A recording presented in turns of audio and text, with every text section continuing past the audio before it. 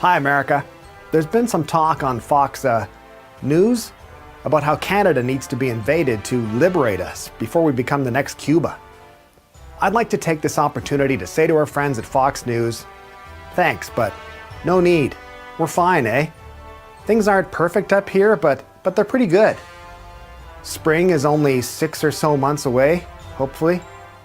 Zellers is coming back, and the Leafs have a real shot at the Cup this year.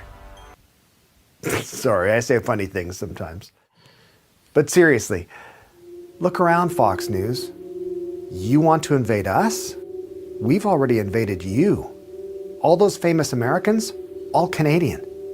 Michael J. Fox, Ryan Reynolds, the other Ryan, Gosling, Seth Rogen, Rachel McAdams, Keanu Reeves, William Shatner, Sandra Oh, Mike Myers, Jim Carrey, Justin Bieber. The list goes on. Even John Roberts, though we know him by his true maple syrup name, J.D. Roberts. That's right, Fox News. One of your own. The call is coming from inside the house, eh? But don't worry, eh? It's not like one loon call from Prime Minister Trudeau would awaken a vast network of Canadian sleeper cells known as the Velshi Dale operation. We know you're just joshing around, neighbor. Don't forget the U. Coming from a galaxy near you, this is Brothers in Booze. And here are your hosts, Greg Washington and Doug Ziegler. Welcome to Brothers in Booze. Yeah. I have an Alaskan Pilsner here. From Alaska Brewing. Yeah, it's a famous brewery. 4.7. Looks like a normal crispy Pilsner. I hope it still is. Crispy boy.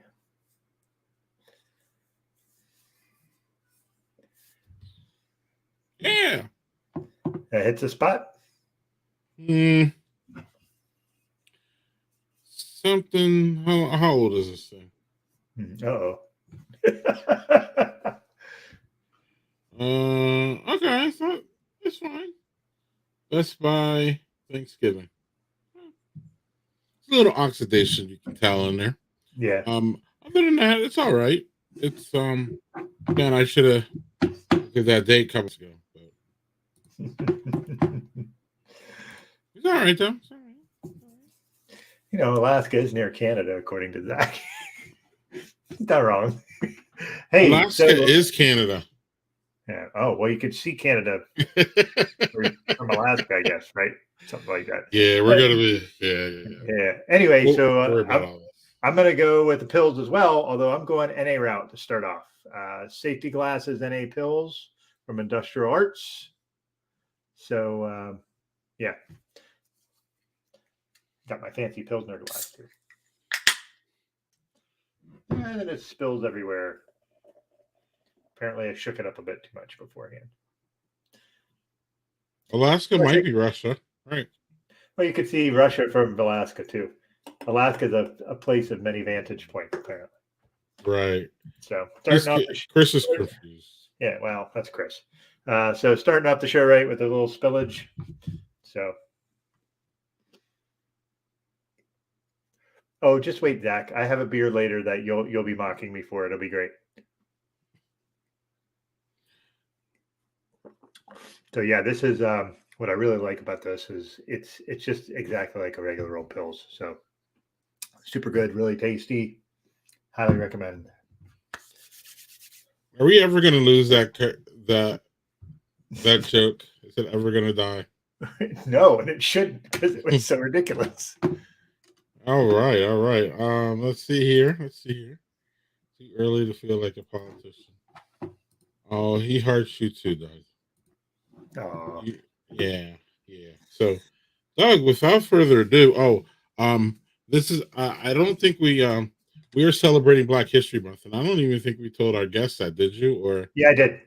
Oh, cool. All right. So he's coming prepared, baby. Yes, and hopefully, it's a Canadian, not an American. Well, I don't. Why do I care?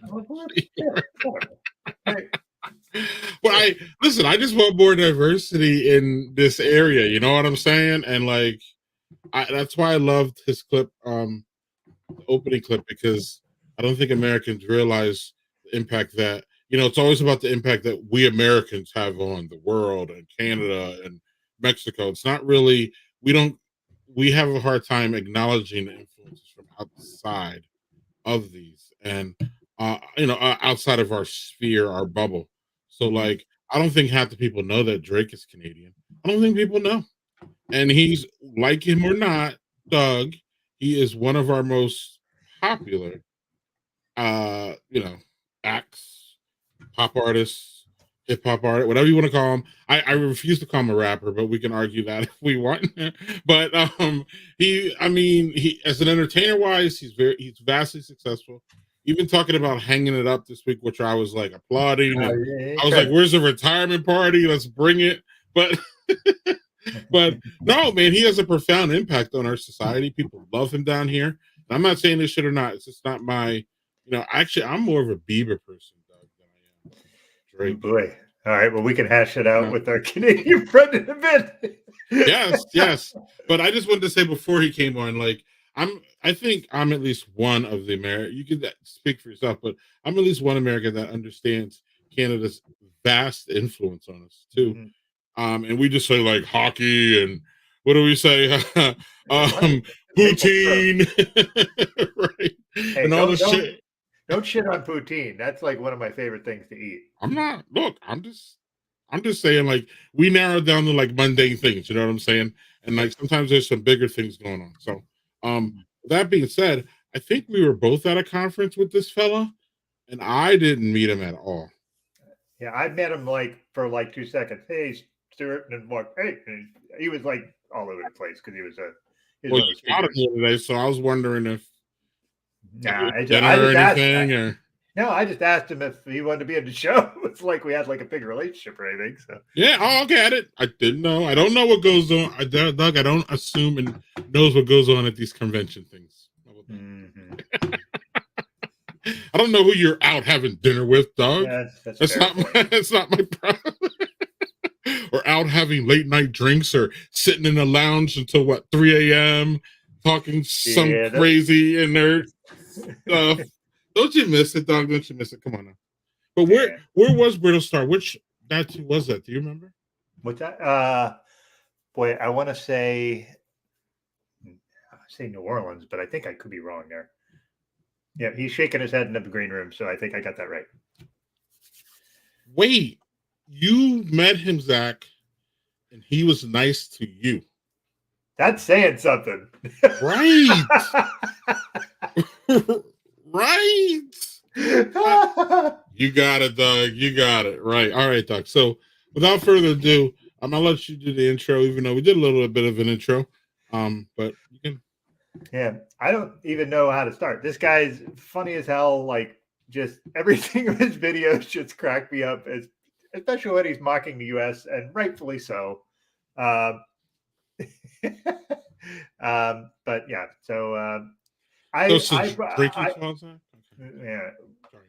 posted to a couple of friends on Twitter that we were having him on the show, and they were Canadian friends, and they were like, "That guy's a national treasure. Treat him nice." And I was like, "Okay." So here we go. He's right up there with hockey, maple syrup, and Molson. Right. And poutine. I'm going to add poutine to the fourth. And then Drake to the fifth, right? Is that... Yeah. Cheers to that. Okay. All right. So further ado, we might as well just do this, because what the hell are we doing here? All right. We're blabbing. Let's go. Further ado, now friend of the show, Brittlestar. Yeah, welcome. Cheers, guys. Cheers. Cheers. What's in your glass there, sir? I'm enjoying this is a weekend at the cottage, and it's a S&G with ginger ale, Canada Dry. Cheers. What? It had to be Canada Dry, right? Well, Canada Dry is the best ginger ale, Doug. For sure. I can do a Canadian cheers as well. Chimo. It's a Anishinaabe, I believe, or maybe Inuit. I think Inuit. Don't quote me. Oh, that's great. I didn't know that. That's something we got to use. Well, we can't. We should use it, but you don't want to appropriate that. Exactly. I don't know. I mean, I love it. I want to be able to use it, but I don't know. I have to wait, and I'll have to ask some of my Inuit or Anishinaabe friends if it's okay for me to use it, because I'm pretty white. I don't know if you know or not. I'm like translucent. That's just because you haven't seen the sun in like 8 months. Well, I live in Canada. Yeah, we're aware. Off to a roaring start. All right, keep it rolling. All right. So I want to, a bit serious first. How did you get into this thing where you started making these videos? I believe it was what was the short-lived, short-second video Vine? Was that Vine. Yeah. That's kind of. I mean, I'd been doing like music stuff for a long time, and then we had a tech company, like a web company, for about 10 years, and then that all like blew apart. Like the business like totally blew apart for a variety of reasons, and none of them are our own, which doesn't matter when it blows apart. But then Vine came along, and I was like looking for a way to just kind of be happy. I was like, I want to do something that's going to be fun, that's going to be happy. And so I messed around with Vine, ended up getting like this. One of my Vines went viral, and then Disney contacted us and were like, we'll pay you to make some. And I was like, you can get paid to do this? And they flew us to California, and was like, this is crazy. We had no money whatsoever. And it was just, that's how it started. It was just like trying to have fun and trying to mess around. It was kind of like, oh, cool. You can actually have, like, this can be your job, which is amazing. Yeah. It's kind of cool that they were like, hey, we can pay you. And that, like, back then, like, who paid anybody for any kind of content like that? Nobody did. I know. It was like, exactly. It was like 2013. And I remember when we were at this thing at Disney, it was this called the Social Media All-Stars event. And Grumpy Cat was like one of our, shared the bill. And Grumpy Cat went on to make $65 million a year. But Grumpy Cat, I did not. But Grumpy Cat's dead. So who won? So you win. Exactly. That was a tight race for a while. Yes, I mean, we did that. And then we were at that. I remember vividly the one night in California, we were in the lounge in the Grand Californian resort thing. Went down, talked to a bunch of other content creators who were there, and we're like, what do you do for a job? They're like, YouTube. No. What's your day job? YouTube. And we'd ask somebody else, well, what do you do for a job? YouTube. And then Shannon, my wife, and I had this conversation. We're like, why aren't we doing this? This seems like we have no money. We like money, and we like going places. We should do that. They seem to be having fun and going places, and they have money. I would like to be that. So that's how it started. Wow. Man, that's just wild. Like, you got in kind of on the, like, almost like the ground floor kind of thing for that, though, it seems. Totally. I mean, it was kind of a perfect storm, and like, even like with technology in general, like, because 4G had just been kind of made mass available. And that meant that people could watch videos while they're waiting in line at the grocery store and all that kind of stuff. So it made it easier for people to consume the content. And it was just, I thought it was, Vine really capitalized on that idea of like short attention span, and like I want to watch a whole bunch of the same thing. I always equate it to, like, I feel the three of us are old enough, I can say this, and I hope I'm not offending either one of you. I don't think so, because you both look pretty old to me. But it's like the Saturday newspaper, and you go to the cartoon section, the comics section, and you'd read them all, and you get to Sally Forth, like, I'm not fucking reading Sally Forth. It's too long. It's too many words. I'm going to stick to Far Side, Marmaduke, maybe Family Circle, maybe like a little funky Winkerbean. If I'm ever maybe Hagar the Horrible, or something. Exactly. Like Andy Cap, I'll do that. Ziggy. Exactly. Oh, that's excellent. What's up, Doug? You got a follow up? I don't know how I followed that up, but yeah. Right. Obviously, I didn't take the same path you did. I work a job every day that is not as fun as what you're doing. So, did we meet in New Orleans at Dad 2.0, or did we meet at the one that happened in DC? I can't remember. I can't remember. Which you were one at both. There was one you spoke at. There was one you spoke at, and I think it was New Orleans. Yeah, I think I spoke in New Orleans. Yeah, I did. Yeah, I did. Yeah. And literally, I saw you walking, and you were like hustling to go somewhere. I was like, Yeah. Stuart, you're like, hey, and then it wasn't like you were shuffling me off. It just looked like you very purposefully had somebody somewhere to go. Right, so right. That's my party trick. That's my party trick. Oh, is that like the Canadian All right, version? listen, of I the gotta Irish go, man. goodbye? I gotta go. I got things to do. I'll see you. Let's not see you. Yeah, that's the Canadian version of the Irish goodbye. Exactly. So Doug, you don't have anything to school. So Yeah, go. Stuart, one thing I kind of want to know is how do you I know how you deal with criticism because I see it in your videos, but how does that look behind the scenes? Are there tougher times? And also, really, do you feel more pushback from your own people or from us here in America? I mean, I know you can kind of tell, where the people are coming from, but America's, I feel like this big monster in the room, and sometimes it's hard to figure out where the craziness is coming from down here. I think, like the relationship between Canada and the U.S. is really interesting, at least from my perspective, in that it's very much like a sibling relationship. It's very much like America is the big brother to us. And it's, we get to watch, or the big sister, we get to kind of watch the big sibling make all those mistakes. Mm-hmm. We go, I'm never going to do that. And then we end up doing some of them anyway, like acid wash jeans. It's like, oh, those look stupid. And then fucking 6 years later, we're all wearing them. We're like, didn't we see what happened down in the U.S.? And so I mean, it's kind of the relationship we have. So we like it's interesting. I don't get a lot of. I mean, I have a tremendous number of obviously American friends and a lot of American followers, which is great. And I don't get a lot of hassle really. I mean, really occasionally I'll have somebody saying, like if I was commenting on what was happening, like say back, in the Trump era or something like that, I'd be like, people would be like, stick to your lane, get out of here, you Canuck, you communist.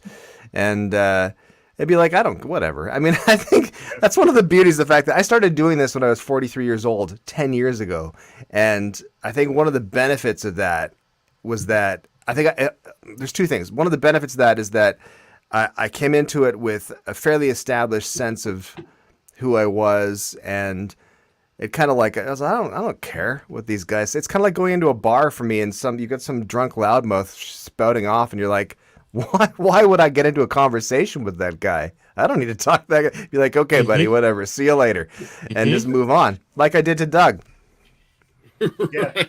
Hey. Yeah, all right, see you, man. The Canadian goodbye. To be fair, I did look pretty scary there, I guess, but Well, I didn't want to say, but yeah. Do you feel like I was saying at the top? Do you feel that Americans feel Canada's influence? Do you feel that we're just rolling by and we don't really acknowledge anything that y'all bring to our culture? Because y'all bring a lot. Sure. I think, honestly, I don't think that one of the weird things about Americans, and this is the most not anti-American, but most critical thing I'll say about America, is that America is so vast and so culturally, in its own American cultural way, diverse. And there's people that I know who are American who don't have to go anywhere. They never leave America. Like they're like, because you can go skiing, you can see mountains, you can see beaches, you can see pastoral, there's the whole geographical spectrum is kind of covered in America. So you never have to leave the country. And I think that's great, but at the same time, it also makes it kind of like a little bit closed in, and you kind of don't realize that anything is not American. One of the, it's the thing of Americans calling things like the world championships and stuff. And it's like, it's not. It's just you guys. The world champions are like the Olympics. That's the world. Yeah, exactly. But I mean, I think that people kind of generally they Americans, to me, I think, are getting kind of more aware of things, and it's like from people like you were mentioning at the top about Drake and stuff, and Justin Bieber, who's from our hometown, by the way, and I believe he's home right now as well. I think my wife saw him today, so there you go. I'm nothing against Bieber. I'm cool. Maybe it was a Bieber clone. He has clones of himself, like Saddam Hussein or something like that. Man, I blame that on my kids. They've kept me open to this nonsense. I love the comparison to Justin Bieber and Saddam Hussein. Like Saddam Hussein. Well, I think both of them have been in similar lines of work. I think both of them have been in South Park, so maybe that's Yeah. a connective issue there. Yeah, maybe, there you maybe. go. Right. One of those. There's this one Twitter account. I don't know if y'all seen it. Like he makes silly maps. Like he just takes maps and says silly shit about them. One of the things I loved, I think Doug, maybe you saw it. It was like, what was it? 65 Super Bowl wins, America. The rest of the world, none. Like, and it's like, right. That's how I see America sometimes. Sorry, y'all. I'm an American through and through, and I have almost as a cynical view of it as anybody else can. What I don't really, real quick, what I don't have a cynical view of, Doug, is this All Hallows treat. Oh, I gave you one of those. Yeah, now I'm finally getting around to drinking it. It's only for Halloween. It's okay. Yeah, but it's a big stout, though. It's an Imperial chocolate peanut butter stout. And it's very, very good, Doug. It comes, peanut butter comes through, chocolate comes through, nice and crisp. It'll probably get better as I warm it up. And yeah. Oh, yeah, America versus America. Yeah. For sure. For sure. So, Doug, unless you got something, No, go. After that, I'll go and get my second one because that NA went down pretty fast. Zach, stop. He seems like he's getting more provocative. This is why we can't have nice things, Zach. Thanks. Right. Listen, leave Zach alone. If you don't have length, you can always have girth. That's fine.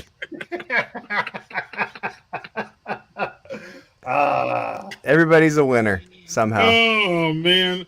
Now y'all forgot I forgot my question. So Sorry. I don't know. Sorry. No. Oh, actually, maybe it's just a great time to do this then, Doug, and we can just like talk about this.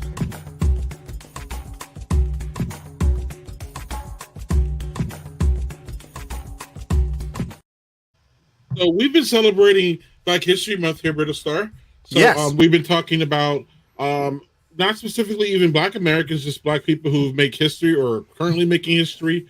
All that. It's been a really good time. The reason that we feel that we have to do, it's great to acknowledge Black History Month.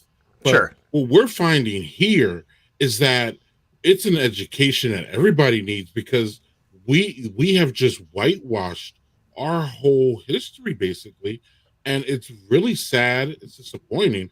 And what's even worse, Mr. Brittlestar, is that they're doing it like, so this is, it was bad that it happened in the past, but they're actively working now. I don't know how much you pay attention to continue this and to, make it worse. So we figure part of the counterbalance and pushing back that we can do as Americans is just to highlight and scream about it as much as people don't want to hear it. So with that being said, let's talk about a couple Black, specifically for me, Black Americans. But then after that, I kind of want to jump into this issue with you and see how things are going up in Canada. Is the same thing going on? What's going on? Before we get there, I'm sorry. Before we get there, let me start this little thing here with her name is Yolanda Renee King. She is the 14-year-old granddaughter of Coretta Scott King and Martin Luther King Jr. She's best known for using her voice to speak.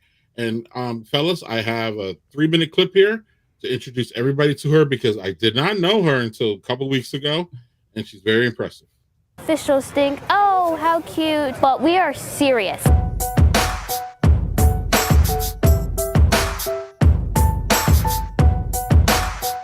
Although I'm not old enough to vote, we can tell our leaders what we want. My generation, I feel like we're into these issues, and so it's almost like a mosquito bite, and you know how you just want to itch it? That's what these issues feel like.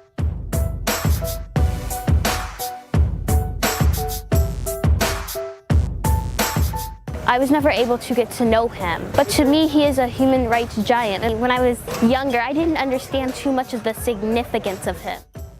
Her uniqueness is not she's Martin Luther King's grandchild. Her uniqueness is who she personifies as Yolanda Renee, with a desire to care about making the world better.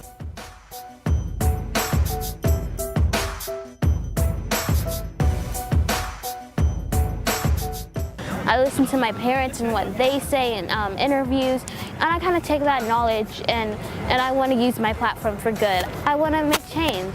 Adults and like total, because they are great individual adults, have failed us. You know, they say, oh, stay in school and we'll get these issues sorted. Or one day, but they don't do anything. They just watch and hope that there'll be other people that will just do the job for them, and they just watch people. When she was 8 or 9, when she spoke at March for Our Lives, I was thinking about what I would say if I was speaking. And so I would have spoken about we must have better laws, but we have to respect the Second Amendment. Well, she went far beyond and put something in the universe that most of us as adults would not say. I have a dream that enough is enough. And that this should be a gun-free world, period. Wow. Drop the mic.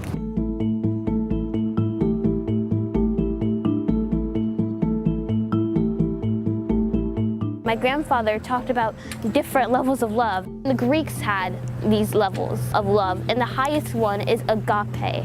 Agape is the highest level of love, and that doesn't mean you have to love them like a friend or, oh, I love you so much, but you love them as a person. I think that's so important now, and so it's a skill I am trying to, like, I'm still navigating through now even, and I'm still learning that now, because sometimes people just make me so upset.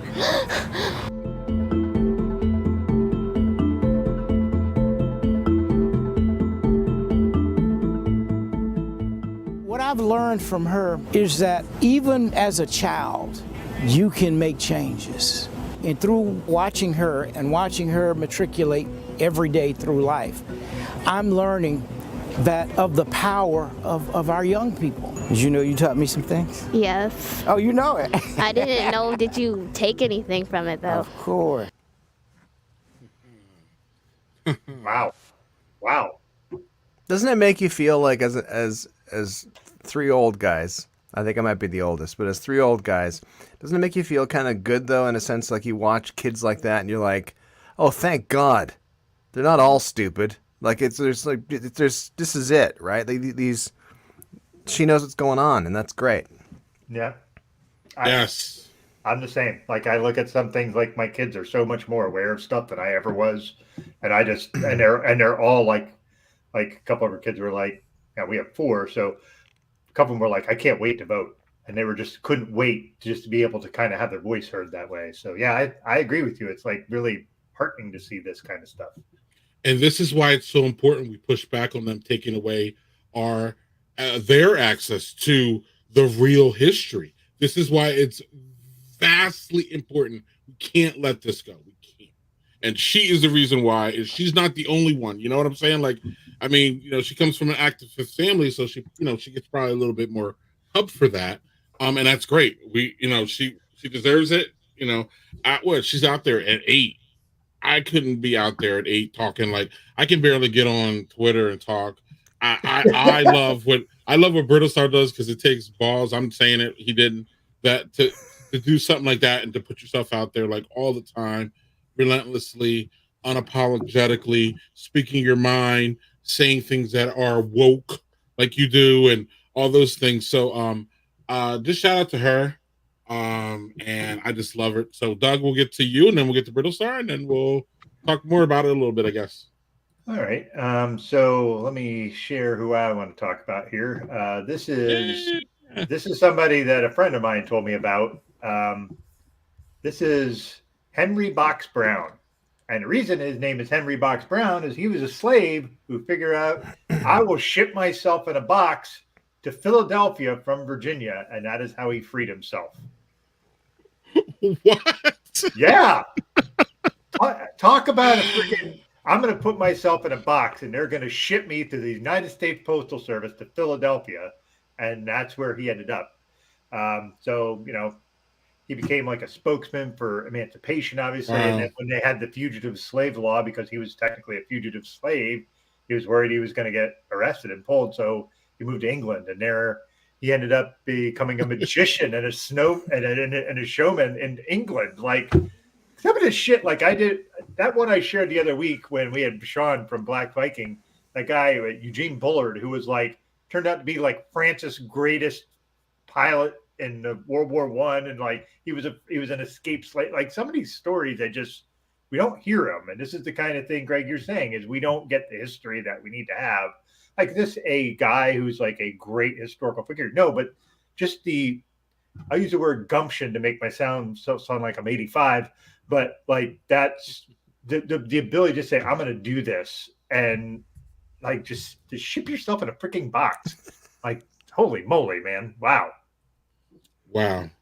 And this is when people say black excellence and then people get offended by it. This is what people who say quote black excellence meaning in the face of adversity, in the face of nasty and heinous things, you see black people excelling above this and doing. I mean, Harriet Tubman all day long, and somehow how did Harriet Tubman make it to 91? She had white people hating her. She had black people hating her. She was the Underground Railroad lady. So anytime that somebody could have got to her, they would have did some bad things to her. And this lady made it to 91 years old. I'm probably not going to make it to 91. Maybe, I hope. I'm going to do my best. I'm working on it, Doug, right? Fingers crossed. But in this day and age of luxury and air conditioning and, it's not nice for black people here in America, Brittlestar, but at the same time, it's not like it was for Harriet Tubman or the guy who had to put himself in the box in order to be free. So oof. I don't know how you follow up Brittlestar, but you're pretty astute. So let's see what you do. Let's see what you got. Well, yeah, I mean, it's wild to think, like, obviously, like, as you had mentioned, like there's been huge strides, but at the same time, it's like there's this weird pushback currently. It's like, well, we can't teach, CRT, and it's like, well, why? It's, as I saw a fantastic quote about a tweet about an analogy for CRT, talking about like, well, the kids in Germany learn about the Holocaust and they seem okay. That's exactly it. It's like it's the same thing in Canada here. There's a huge thing with Truth and Reconciliation with the Indigenous peoples, and realizing just how shit they were treated. And that doesn't make me any less content to be Canadian. Not content's the wrong word, but it doesn't make me feel like any worse about being Canadian. It makes me feel like, all right, let's make it better. Let's make things better. And I think that's the idea with it in any country you're in, if it's the States or Canada, wherever. It's like, let's look at the terrible things we did. Let's fix those things. And let's get better. Let's just get better. Why not? You know what I mean? Mm-hmm. Right. I'll share with you now a story I don't think you guys know because she's Canadian. Viola Desmond was my featured person for this little segment, and she was very, very cool. She was born in Halifax, Nova Scotia, which has a tremendous black population, very interestingly, because it's out in the east coast of Canada, and Nova Scotia is tiny. Nova Scotia is quite a small province. And she was born in the early 1900s. She got successful, started her own business, creating like a cosmetic line for people of color. So she'd different skin tones and all that kind of stuff, like doing all that kind of smart business stuff, and became really successful. Now she's sort of notable because one day she decided she would go to the cinema, the movies, and she wanted to pay for a main floor seat. And she was told there was no segregation law, there was no segregation policy, but it was just kind of an unwritten rule that if you were not white, you couldn't sit in the main floor. You had to sit in the balcony. And she's like, no. Listen, I'm loaded. I'm self-employed. I got a lot of money, and I want to sit in the main floor. And the difference was 1 penny. 1 penny. And she's like, just sell me the ticket. Sold her the ticket for the balcony. She went and she sat down in the cinema to watch the film, enjoyed the film, in the section that was supposed to only be for white people, and ended up having the police called on her. And she ended up getting dragged out of the cinema, hurting her knee, wrecking her hip. Like, it was really, really not great. And arrested for tax evasion because she hadn't paid the additional 1 penny to be on the main floor, because there was no law. They couldn't say, you can't be there because you're black. It was like, you didn't pay the extra penny to be down there, so you're evading the taxes. And she wasn't exonerated. I don't know, is that the right word? I think, you know what I mean.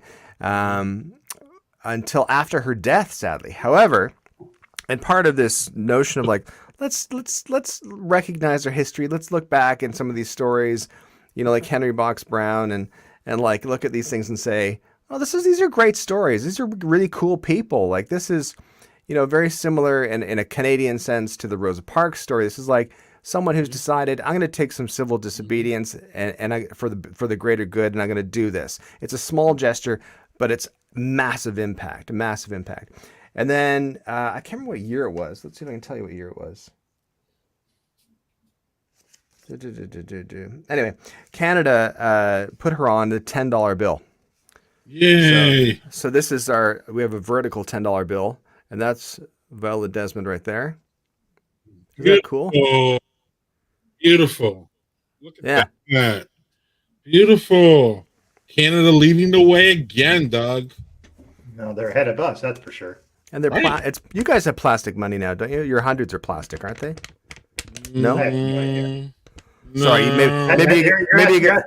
maybe us poors. Yeah, maybe exactly. You guys don't have $100, I guess, to look at. No, it's all on cards. I don't actually touch. That's cash. right. I know exactly. No. Exactly. I was going to say Apple has it all. Is what I was. Right. Exactly. That's plastic and metal, I guess. Right. Apple has all our cash. They have more cash on hand than the U.S. government. But that aside, y'all. Stuart, I didn't know if you were finished. I'm sorry. Yeah, no, I'm just going to say that she's on the $10 bill, which is fantastic. Her sister was alive when they did that honor for her, and of course she's been totally exonerated posthumously, and all charges cleared and all that kind of stuff. Which, I mean, that's the weird thing about any sort of like racial issue is that for white people, as I've said before, it's like I've very rarely do I consciously have I had to think about the fact that I'm white. I've never, it's like, it's just what I am. It's fine. But it's been really good for a lot of people who kind of think that's enough, well, I'm white. I don't have to think about it. It's really good for people to go, wait a minute. What is that getting me that it's not getting someone else? Then we should maybe fix that. And there's no reason to freak out. It's not like it's not like someone's going to stop me from wearing cargo shorts. I'm still going to get to wear them. You know what I mean? It's fine. Now everyone can if they want. I don't care. Sure. Great. Let's bring everyone up to the same level. Yep. Yes. Love this guy, Doug. Yeah. Hey, so before we jump ahead here, I did pour my second double nugget nectar from Trogs. Ooh. So, Imperial Amber Ale. I know Nugget Nectar is an Imperial Imperial Amber Ale, double Imperial. So, and as our friends at Giant Jones say, it should be double Grand Amber Ale. So we're not using colonizer language. Yes, sir. Yes, but, sir. Look at that color. It's pretty.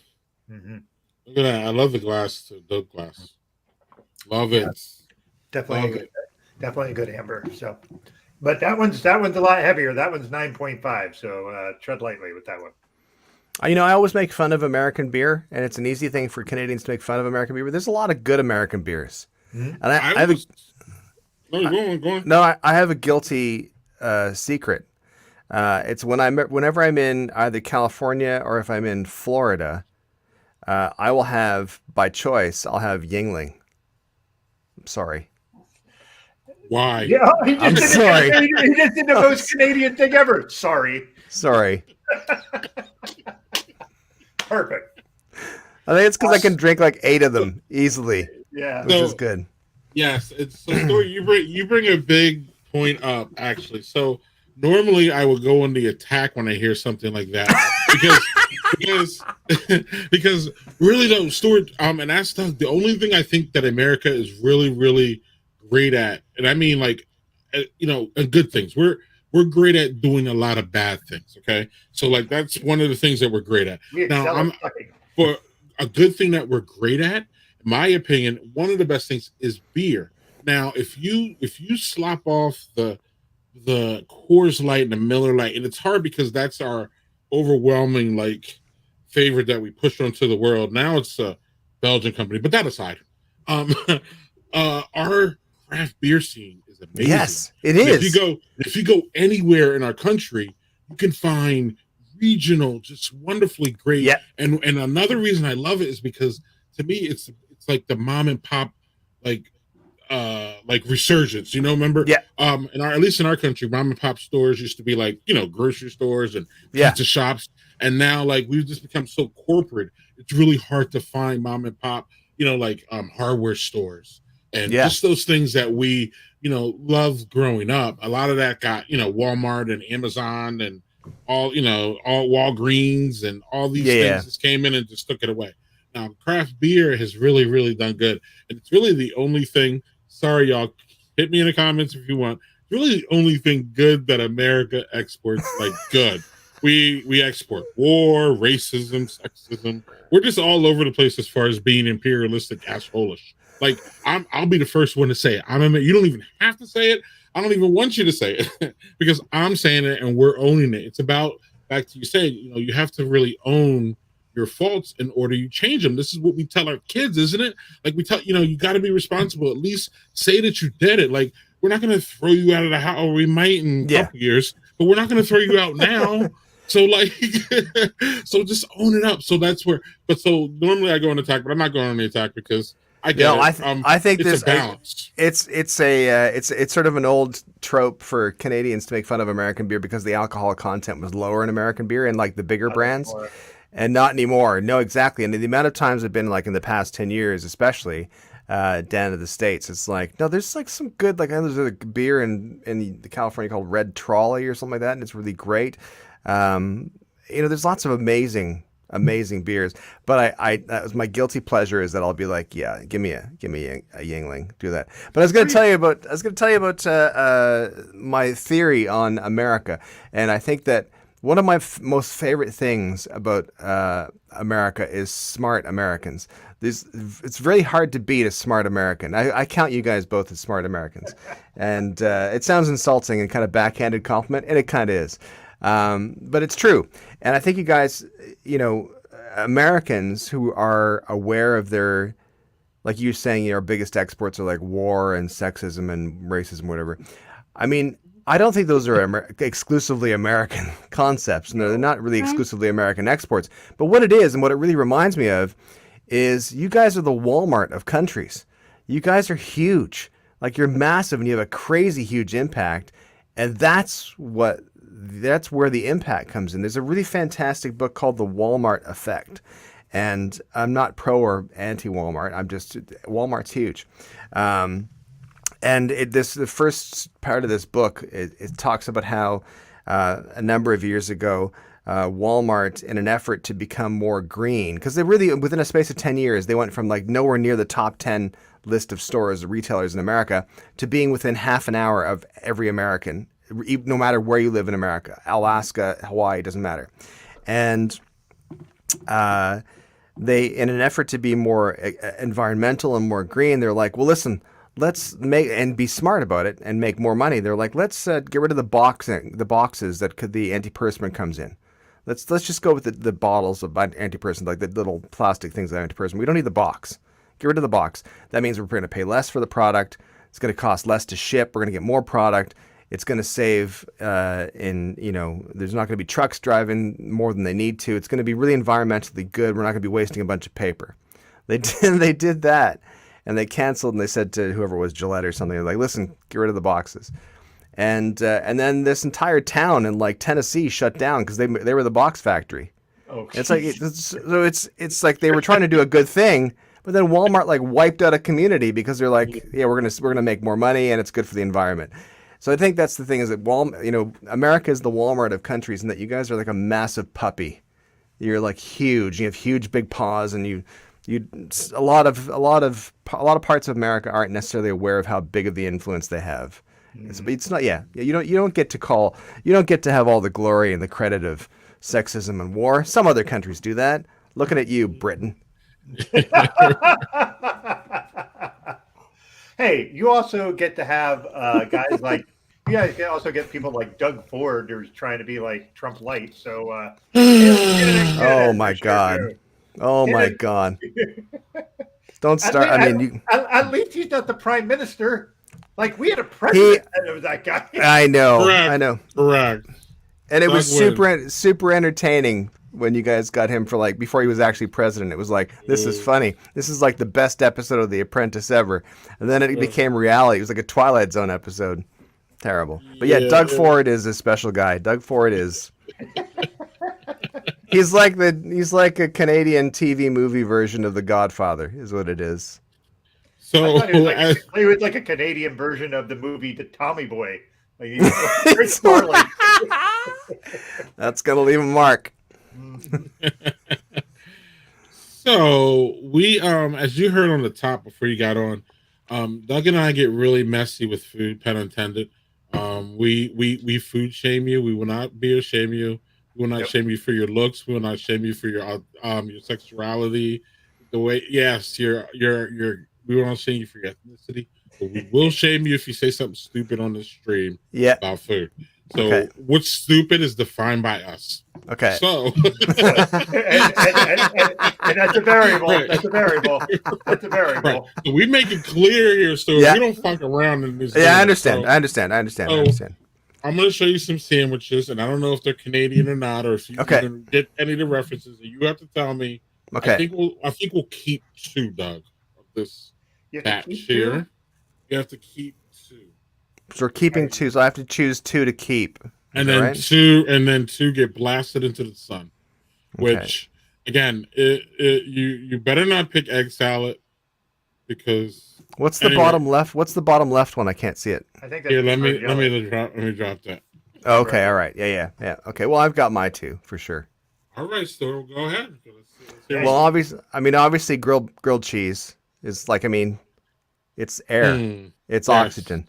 Yeah. And then, of course, peanut butter and jelly because it's a dessert and a lunch, which is great. Yeah. Oh, look at that. Do you do the egg sandwich?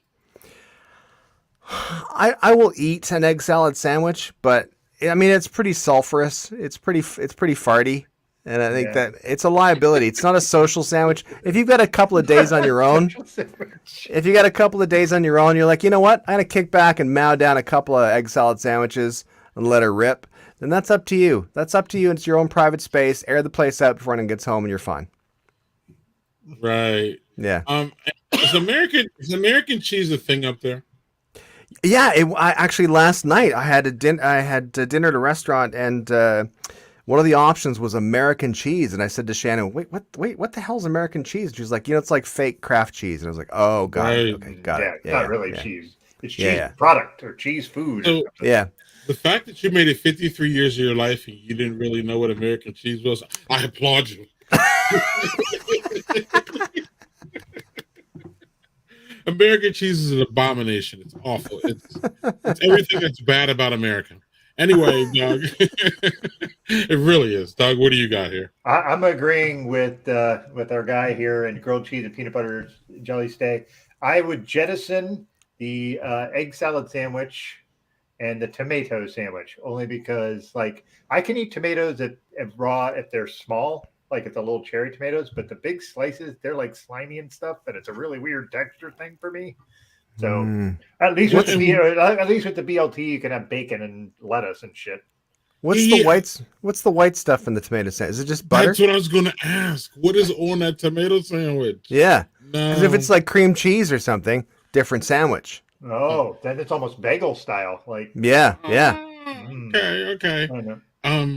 Yeah, Doug. Unfortunately, I'm going to take definitely grilled cheese. Grilled cheese made this whole graphic unfair, actually.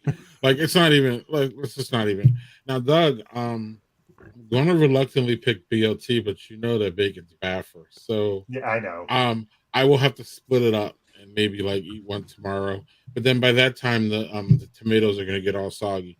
So then I'll have a half of a BLT. Is that cool? And what is this, the Queen's? That's a Canadian sex euphemism, by the way. The Queen's sandwich. The what? Oh, is that like really. Is that like Urban Dictionary, but with an extra U? Urban. Urban Dictionary. Oh, I have a question about sandwiches because my wife's father was born in Canada, Okay. and his family from Canada.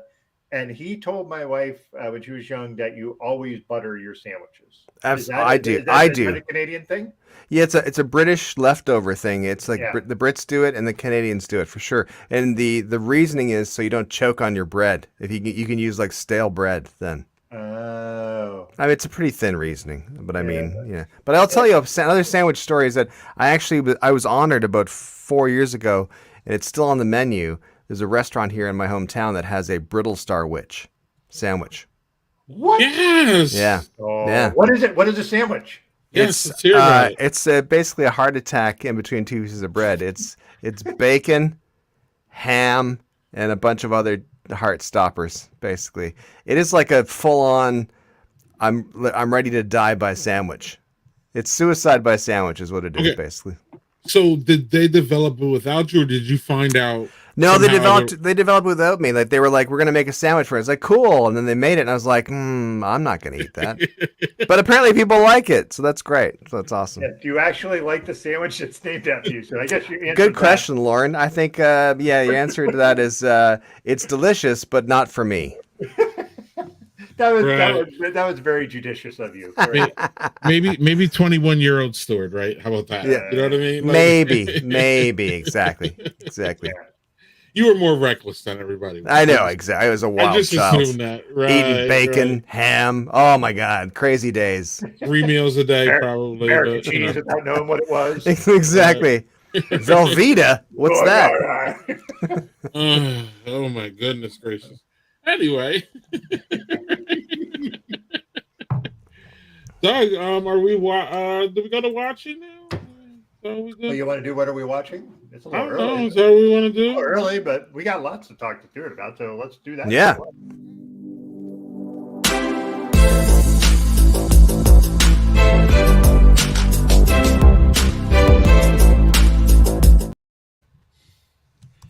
Doug, Oh, you want me to start? Okay. you start. When I don't have anything, you start. Oh, nice. Way to give me some heads up there. All right. Well, I So told when you we're doing what is watch. I know, but Whatever. I didn't have the thing all loaded up. So all Stuart, right. this is why Stuart, it's good that you just go alone. We And are you don't have a partner. We have Yeah, a you did the right thing there, buddy. Go on. All right. Oh, God, it's like a Lennon and McCartney all over again. Yeah, I tell you. Oh, right. All right. So I started this today with my wife, the 1619 Project. As we were talking earlier about learning more about Black history and the actual stuff that we never were taught. And man, I'm 3 episodes in. There's 6 episodes. First one was democracy. The second one was about Black women and mortality rates with birth and their children. And then the last one was about music. Not light watch. It's heavy, but the good kind of heavy, because it's actually frustrating to hear these stories of things that you never knew about. And why don't I know this stuff? It's so enormously frustrating to be like, why did I not know about like the idea that the one thing they talked about in democracy was in the state of Virginia, the governor of Virginia was a Scottish guy who was wanting the British Empire to keep the colonies. So he decided to emancipate all the slaves so they would fight on behalf of the British Empire, which is what pissed all the southern states off. And that's what made the revolution come from the South. So yeah, that's the whole thing, is like that's not something I ever heard. I wish I would have known that. And how is that harmful to have more knowledge about what happened? Like, why do we not know things like that? Like, just like I've talked about it in the show before, the idea of Black Wall Street being raised. Mm-hmm. I never heard about that until I watched the show The Watchmen. That was not something I ever heard about, ever. And I watched that show and I was like, what the hell happened? And then I look it up and I'm like, that really freaking happened. And it's like super frustrating. Listen, I'm a white guy. I got to imagine just 10 times more frustrating for somebody who's a person of color, not having their history just being literally whitewashed. So yeah, highly recommend watching this. There will be bits that I wouldn't say bits are uncomfortable. I would say it's bits that are frustrating because you weren't given the opportunity to learn it. So yeah, on Hulu. So, Greg, you're muted. We're in a Zoom call. I know it's a dumb GI Joe saying, but knowledge is power. Or is that It's G.I. true. Joe? I don't know. Knowing is half the battle. Yeah, the more you Oh, know, okay. the more you grow. It's an NBC thing, yeah. All right, cool. Tomorrow, me and my kids are watching Superman, the first Superman. Whoa. And our Saturday matinee series, which is my kids are 18 or 19 and 17 stewards, so I'm taking them. Every Saturday we do a show that hopefully a banger that is before that they were born. So Yeah. 2004 and back. So they've never seen Superman. So we're gonna start the Superman series tomorrow. We've been watching E.T., Raiders of the Lost Ark, Back to the Futures, all those things. Jaws, Close Encounters of the Third Kind is coming up. This summer we're gonna do a whole bunch of Spike Lee movies. Yeah. So we got Boys in the Hood in the queue. We got all these bangers that we saw when we were kids. I want to give them at least that perspective on our society because they just run around talking about Drake and all this other shit. Sometimes it's just too much. back off my Canadian homeboy. Right. Yeah, so that's what we're watching on Saturday afternoons. Stuart, what are y'all watching up there in Canada? Do y'all have the same things? We just think that y'all just have like these old, tube TVs. Yeah, we have television. Y'all got Wi-Fi? We have television. we have Wi-Fi. No, this is actually I'm not even on Wi-Fi right now, so maybe we don't. I don't know. It's called Moose Spy. One of the things you may or may not know about our stream is that one of our co-hosts who's not here that often, but he is here and there. He's Canadian, so we do. Yeah, we do make sure. Yeah, so we do make sure that we have diversity in all areas on this, for that matter. Well, I appreciate that. I feel slightly guilty about having Canadian as classified as diverse, but that's okay. Well, he's also a person of color, so that it qualifies. Oh, well, that's fine then. Sure. but for us, Canadian is diverse because I appreciate that. We really are. I feel that we are like this big monotone, big bubble of like, we just stay in our bubble, and yes, sure, we do have disagreements. Yeah, there's this big American bubble that covers us for sure. That, and I sometimes just want to take a big scissors to it and just gash it. So if it involves Drake and Nickelback, then I guess I have to be here for it. It's fine. Yeah, but anyway, right. What's up, Stu? Two Canadian treasures. So I thought about this, and I thought we'll watch a lot of the big series. Like we watched like Bad Sisters, which was great on Apple TV. We watched Severance, which is on Apple TV. We've also been watching Happy Valley, which is a phenomenal British series, which I think is on. I want to say Prime here, maybe Prime. I'm not sure. No, it's on CBC Gem here, but BBC America would probably have it as well. I think my wife watched that on Netflix here. Right. Okay. Yeah. And Maybe it's really well acted. It's great storylines. It's really distressing at times. I found the first series. I watched the first episode and I was like, this is not a Happy Valley. I think that name was ironic. This is very unhappy Valley, and it's very stressful. But it's great. We've watched 2 seasons so far, and they did the first season in 2014, the next season in 2016, and they just did the 3rd season in that weird British style in 2022. It's like 6 years later they did the 3rd season. And anyway, I'm looking forward to seeing it, and the first 2 seasons are really great. But that leads to me what I'm watching the most, which is the lead character in Happy Valley is Sarah Lancashire, I believe her name is, and she's an actor who used to be in a soap opera, a British soap opera called Coronation Street, and she played Raquel, and that's how I knew her when I was like, oh my God, it's Raquel, it's amazing. And so I'll have to be honest with you, in that same way that I had the guilty pleasure of ordering Yingling when I'm at American bars, that we watch faithfully Coronation Street, and have for Shannon and I as a couple have been watching it faithfully since 1995. Wow. And it's on 5 times a week. Holy crap. Yeah. So we watched 4 episodes tonight because we have to catch up because we were in the UK and we couldn't watch it on television in the UK because we're like a week behind here in Canada. So I didn't want to like find out what's happening. I don't want what's going to go on with like with Carla or with Izzy or with Leo. I don't want to know. I want to find out naturally. So we watched 4 episodes tonight. We only have 12 more to catch up. So that's what we're watching. How long are the episodes? They're about half an hour each. They're not too bad.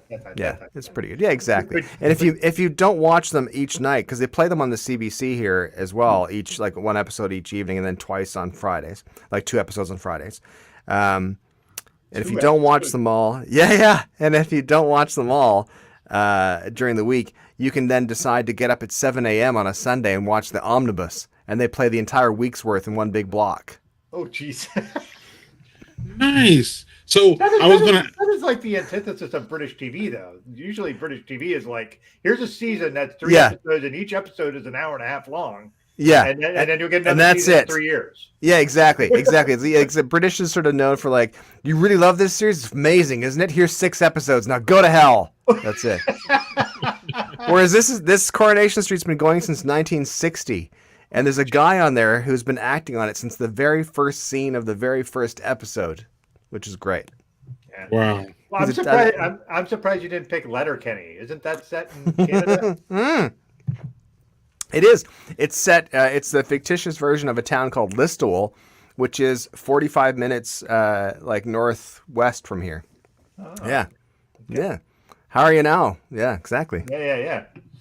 Yeah, when you said we, I was gonna ask you who we is. So do you and the lady watch a lot of TV together, and how does that work? And does she allow you to watch shows without her, or you all have to watch them together? Is there infighting? You got to sleep out on what's going on? How does that work? Well, first of all, she's no lady; she's my wife. I don't know. I just feel compelled to make that joke every time someone refers to Shannon as a lady. So Shannon is my wife, and Shannon and I faithfully watch Coronation Street. She does not watch Letterkenny or the spin-off series Shoresy, which is a great show as well. There's one character in Letterkenny that is a hockey player that you never see his face in Letterkenny, and they've made an entire new series where he's the star, and you get to see him. Like you get to see him for the first time. Like King Wilson. Yeah, totally. Exactly. So it's, she doesn't watch that stuff. She doesn't like that stuff. But she also watches Sister Wives, which I think she's watching right now. So, hey, we all so what the hell, Shannon? What the hell, Shannon? Right. I've seen 1 or 2 episodes that I haven't, unfortunately. Yeah. Anyway. I don't get it. I don't get it. Well, I don't. It's rich people acting shitty towards each other. That's the appeal. Right. That's Housewives of Beverly Hills and stuff. Right. She does watch that as well. But Sister Wives is like one dude who has like a bunch of women who are married to him, and they're in Utah. Every single one episode that I walked by and seen, I've been like, the women seem kind of sensible. Like what's wrong with them? Why are they with this moron? Anyway, and he is a moron. Well, just so you know, he only has one wife now. Yeah. Does he?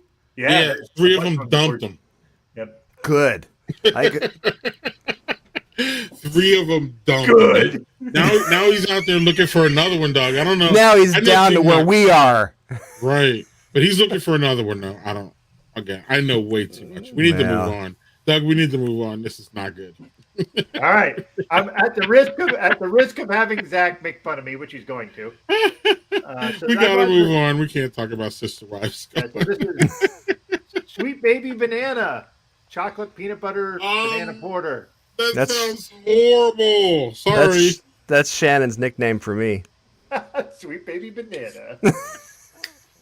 She's whispering sweet nothings in your ear. And that sounds horrible too, right? All right. Oh no. Oh, well, you're right, Zach. You're late. Zach, come on, man. As I was saying that, Zach was furiously typing it out. Right. All right. So nice dark porter. Nice. Oh man. Oh, No. is it less appealing, dog? No. So very much peanut butter on the nose, no banana Zach's, on the nose. Zach's power was out, y'all. That's his excuse. And it flickered, Stuart. Just I understand. Sometimes it flickers. The older you get, sometimes it flickers. That's the thing. Right. So That's kind of how it works, happens to right? the best of us, really. I mean, you're just lucky it turns back on.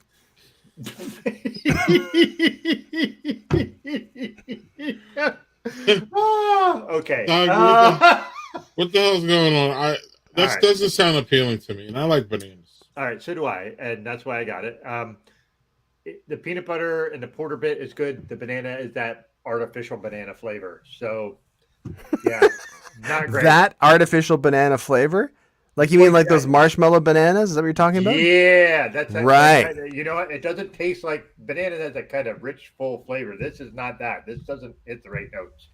So, like the peanut butter, if it was just peanut butter porter, I'd be like, this is great. But that artificial banana flavor, not my jam. Stuart, we have a request for you. Yeah. Oh shit! I completely forgot it. Oh no! I completely lost it. Has Greg copped to his love of mostly Canadian yet?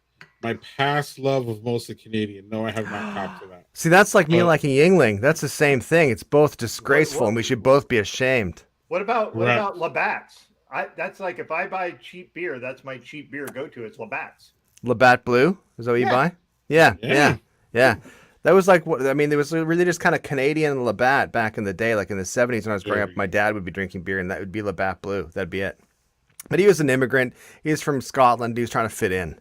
He once went to. I'll just tell you a story. My dad, with beer, he moved to Canada when he was 25 and moved to this small town where I am now, called Stratford, and in Ontario, the province in which Stratford is in Canada, there's beer stores. So meaning you can't just go to a corner store and get a beer. Well, it's getting easier to do that now, but you can't. At the time, you couldn't. It was just beer stores.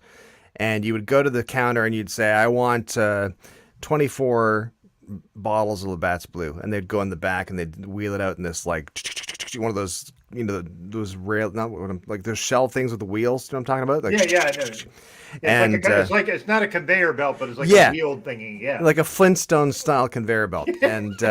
And that's how you got your beer. Anyway, so my dad, he one time went to the beer store and it was a big lineup, and he finally got to the front. He waited for ages to get his beer, and the guy behind the counter, who was the manager, he's like, "I'm gonna need to see some ID from you." And my dad was like, "I don't have my wallet with me." And he's like, "I can't sell you any beer." He's like, "What? I just waited in line." He's like, "No, I can't sell you any beer." And my dad was like, "That's it. I'm never coming back to this place again. I'm never buying beer here again, ever," and left. That was the only beer store in town. So he was out of luck. He had to go back. He was making these big threats, and he was like, "I'm never buying beer here again." And it was like, the guy was probably thinking, "Where the hell else are you going to buy beer? Good luck, buddy." Right. Yeah. What's with your accent? Also, how was he going to buy beer if he didn't have his wallet? Does he just have? I think he had cash in his pocket. Yeah. Listen, my father is an interesting character. My mother's an interesting character, and but when they moved here, this was like Stratford was. It's a small town still. It's only like 36,000 people. But at the time, is that not a small town? I grew up in a town of 400 people, so that's not a small town. I mean, I was gonna say that I noticed, but I didn't want to say anything.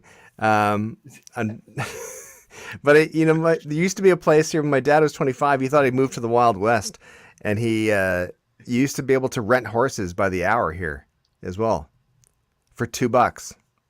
Isn't that horrible? So he would like get all tanked up at the local hotel, walk to the stables, rent a horse, ride the horse across town because he was like, "I'm a cowboy now, I guess."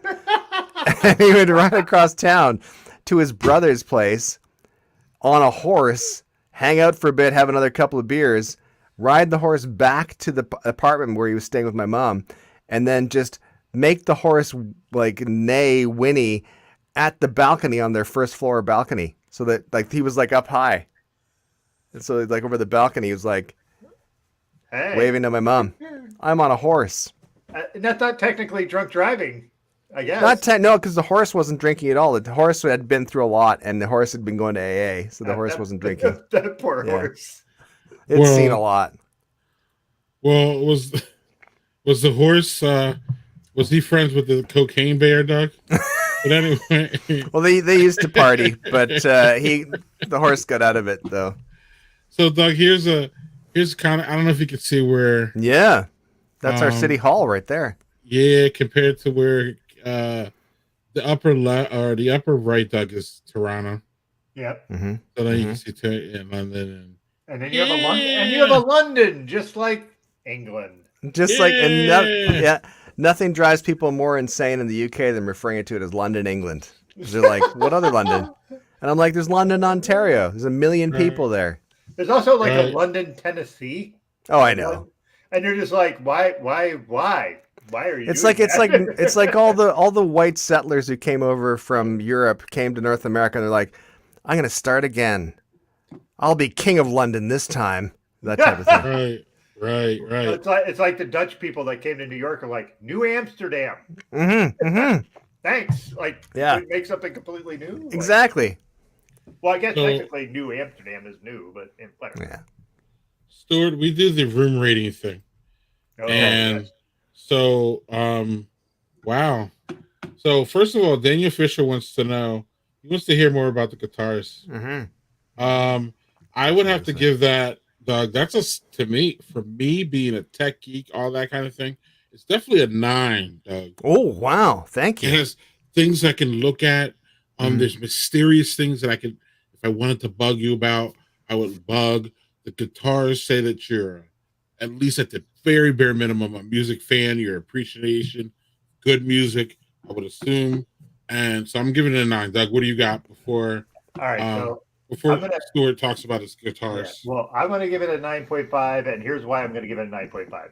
Oh, wow. I am an IT person. I've been in IT for 25 years. I look at that rack of shit behind you, and all I see looks like a damn server rack. That's an old school server rack, and then you have booze sitting right next to the screen, and I'm like, A+. That's A+ to have booze right next to the screen. Because the amount of times I wanted to drink in the middle of a server room at like 3 a.m. when shit was going wrong. Look at that! I see a keyboard, and look at that old school audio stuff, and just like, look at this. What is it called? It's a Canadian butter tart. Oh no. Butter tart flavored. That's great. And the U with the flavored, that's perfection. Does that make it a 10, Doug? Yes. And there's this is mine. This we made this. There you go. What?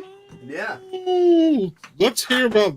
We gotta hear about that. Yeah. Please explain that, and then explain the guitars. So that's what I'm drinking currently is S&G, and about a year ago, January, we developed with the distillery here this S&G butter tart flavored vodka. It's being rebranded. It's going to just be referred to as S&G because it's not sweet. It's not a liqueur. It's more drinks like a bourbon more. It's like a sweeter bourbon. And it's good. It's really good. And that's what I'm having with my ginger ale the weekend of the cottage. Oh, okay. I was going to say ginger ale. What about on the rocks? Does that work too? You can drink it on the rocks. It's fantastic. It's got a nice heat to it. It's really, really good. If you like single malts, it's just on neat. You can have it neat. If you're cold, come in, have a little of that. Boom, you're back in action right away. Canada only, right? Unfortunately. So far, yeah. So we've been trying to find distributors, and it's really hard. It's really difficult because much like here in Canada, each province has its own liquor laws. The U.S., each state has its own liquor laws as well. So it's really hard to find it's hard to find a blanket distributor. So yeah, so that's what I've been drinking as well, and that's what that bottle is. And then right there is a bottle of aviation gin that was part of a case of gin that Ryan Reynolds sent me when. Look at this name dropping shit. I know. Jesus Christ. I know. Well, listen. You guys wanted the A game, and I brought it. Okay? He knows all the Canadians. He knows all the Canadians. We all listen. That video. You thought that video was a joke about the sleeper cells? Yeah. We're all just waiting. Next, you're going to tell us Jim Carrey sent you that Apple thing on the top of your rack or something. Yeah, exactly. He sent the melodica that's up there. That's the melodica that he sent that. And one of those guitars is from the Weekend. But anyway. Exactly. I'd Scarborough rather- special. I'd rather like the Weekend though, so that's I like- my old guy take. Here's my another name drop. Is my youngest son gets his hair cut by the Weekend's hair stylist who goes on tour with him, and the Weekend gets his hair cut twice a day. Twice a day? Yeah, twice a day, and Hopefully your son doesn't do that twice a day. No, he does like once a month. It's quite expensive, so. But he feels cool about it. Yeah, he feels cool about it. That's still kind of cool. Right. So yes, the guitars. That's this side. So that's a 12-string Dan Electro. That's a 6-string Epiphone Les Paul. Sorry, everyone. And that's a 6-string Dan Electro. And I'm a big fan of the Dan Electros. I like them both. And the reason I have the Dan Electros is because. Oh boy, now we're gonna get. Wait till the name drop for this. It's gonna be like. No, it won't mean that much. I got this from Geddy Lee, and I'll be like, God damn it. Right. So can you see that? Yeah. Yeah. Ooh. So that's the back cover of the Brittlestar album that came out in 2004. There you go. Wow. And that album was co-written with a guy named Stephen Duffy and co-produced by Stephen Duffy, and he's the guy who co-founded Duran Duran and worked with Robbie Williams and. Robbie Williams. Holy shit! I haven't heard that name in forever. Yeah. And now is Robbie Williams still kicking? As an artist. As an artist? Yeah. No, as an Ooh, artist. Yeah, no, he ooh. still is. And what's really fascinating about Robbie Williams is that when Stephen was helping me do this album, he did whatever the hell it was, Take Care, I think it's called, Robbie Williams' album in LA. And that album, when it was released, sold one copy every 11 seconds in Europe. Wow. Isn't that crazy? Like for the first month. Wow. Mine sold upwards of hundreds of copies. So. Look, you really wanted to outdo Grumpy Cat. Can't sing, can you, Cat? Exactly. I'll tell you, when we did the Disney thing in California, the very first thing we ever did, Grumpy Cat was there, as I mentioned, and we were backstage. And I don't know if you've ever done an event at Disney, they're very they take their security very seriously. And I'll speak kindly of Disney because I'm doing another thing for them really soon, and I love you, Disney. But anyway, they took us backstage, and we were staying at the Grand Californian. They got us in a van. They drove us around the corner to get backstage at Disneyland, and they had got everyone out of the van. They did a bomb check. They look under the seats and all that kind of stuff. And it's it's your own van. You just sent it around the corner, but I get it. It's fine. It's up to you. We get backstage. I'm expecting this amazing spread of food and drinks, and it's going to be amazing. There was a folding table with a plastic tablecloth and a bunch of tinfoil wrapped burritos, and that was it. And then over in the corner, there was this amazing, one of those Star Wagon tours, the trailers, you know what I'm talking about, the movie stars have. And I was like, who's that for? Well, that's Grumpy Cats. Why? Well, it's health and safety. No, it's not. It's ego. It's all ego. But again, dead. So you cheers to Grumpy Cat, motherfucker. Right. Don't stomp on that cat's grave. That's terrible. No, that's terrible. The woman that took care of Grumpy Cat was lovely. She's super sweet. She's very nice. And Grumpy Cat had its issues. Yeah. Well, it's like the whole thing where it's the TikTok thing with the bones or no bones dog per bit. That was a thing. So yeah. Hey, good on you can get if your pet can fucking draw people, great. $65 million. Crazy. Yeah. I was gonna say I get Grumpy Cat and Keyboard Cat mixed up, Doug. I'm just saying. One of them's dead. Is Keyboard Cat still alive though? I don't know. Is Keyboard Cat ever alive? What the hell is it? Keyboard Cat? Oh, that. Oh, yeah. Okay, that. Yeah. Keyboard Cat. All right. Come on, yeah. guys. Come on now. That's more of a meme for me, whereas Grumpy Cat had videos and stuff. See, Greg, this is why I walked past Doug when I saw him in New Orleans. I was like, because I don't know shit. This guy doesn't know anything. I really don't. Keyboard cat is that for sure. Hey, I did get to shake. Yeah. I did get to shake Ronnie Lott's hand. So at that conference. So And his the mangled only fingers. the only name drop I could ever do.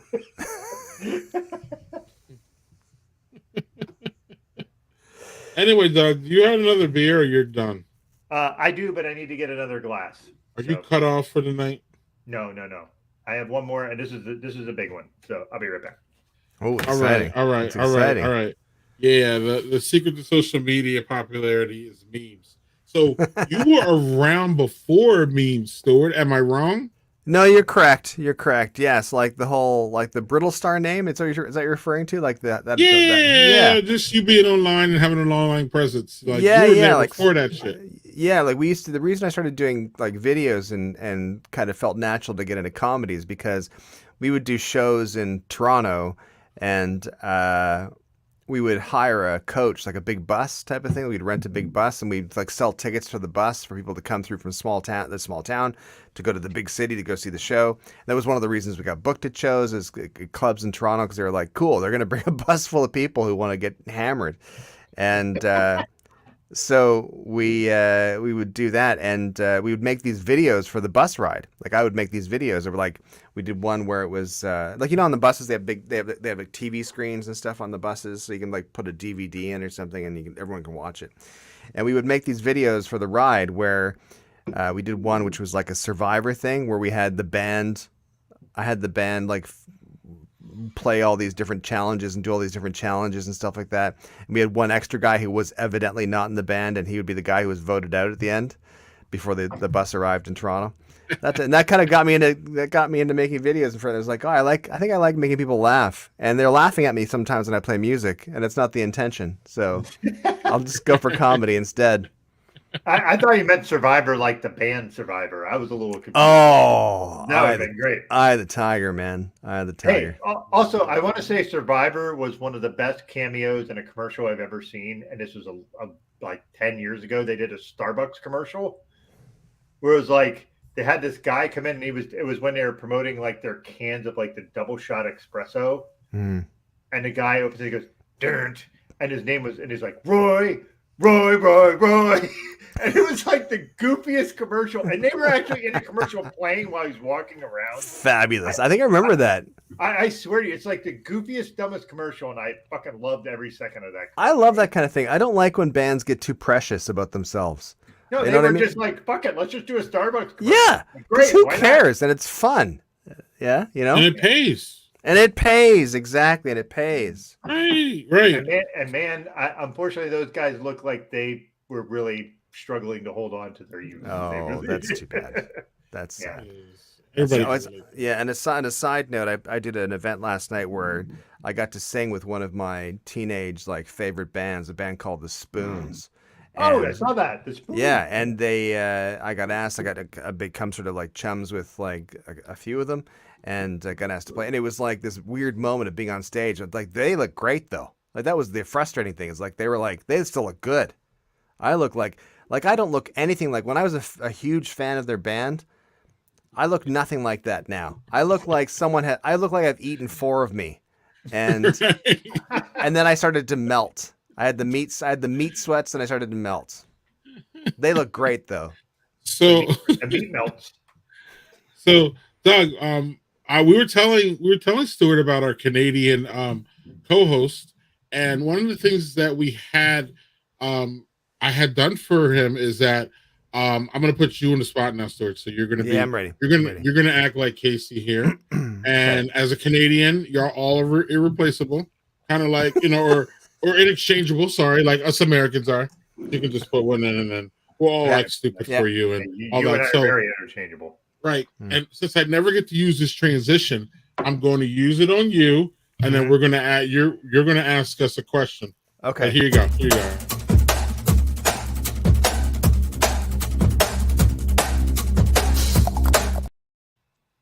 So Casey has these things that he doesn't understand about America that he asks us. So do you have anything that you do not understand about America that maybe Doug and I can help you with? Yeah. Oh man, that is a tough question, man. That's a tough question. It's a tough question to not be like just dive in and get all serious about it. But I mean, I'm gonna say, You can be serious. Fine. Oh, I'm gonna ask you a question. Here's my question. Here's the thing I don't understand about America. And Yes. it doesn't apply. It doesn't apply to everywhere in America, but more the southern states. Oh boy. Sweet tea. What the hell's with that? That's gross. Sweet tea's gross. Get a grip, America. It's bad for you. It's already sweet enough. When I ask for iced tea, I want it a little bit sweet. I don't want to have like Diabetes. I don't want to have tobacco water, and I don't want to have like a bucket of sugar. I want to have just like a nice drink. Don't make me choose. I can't be responsible enough to sugar my own tea. Doug, you got an answer okay. for this one? Because I don't. Well, I will say that as so. I know a lot of folks who are Southerners who would take great offense to that. Right. To that comment. I felt safe asking it here. Yeah. I personally agree that like if I'm going to drink some tea, which I don't generally drink a lot of tea because I don't drink a lot of caffeine, but like if I'm going to drink tea, it's going to be like an Arnold Palmer style. It's going to be lemonade and tea, Right? Because like Offset, I like give me some of the tart with the sweet, offset that. Sweet tea feels like somebody's like you were chewing on an aluminum wrapper, like it makes your teeth hurt. Like I'm with you that it's too sweet. Like it's not like that's now good. That said, I get it for my kids, and they like that shit with their kids, and they don't know what the fuck is good. So like I saw Hillary commenting, and hi Hillary, by the way. Hillary bought me lunch one time.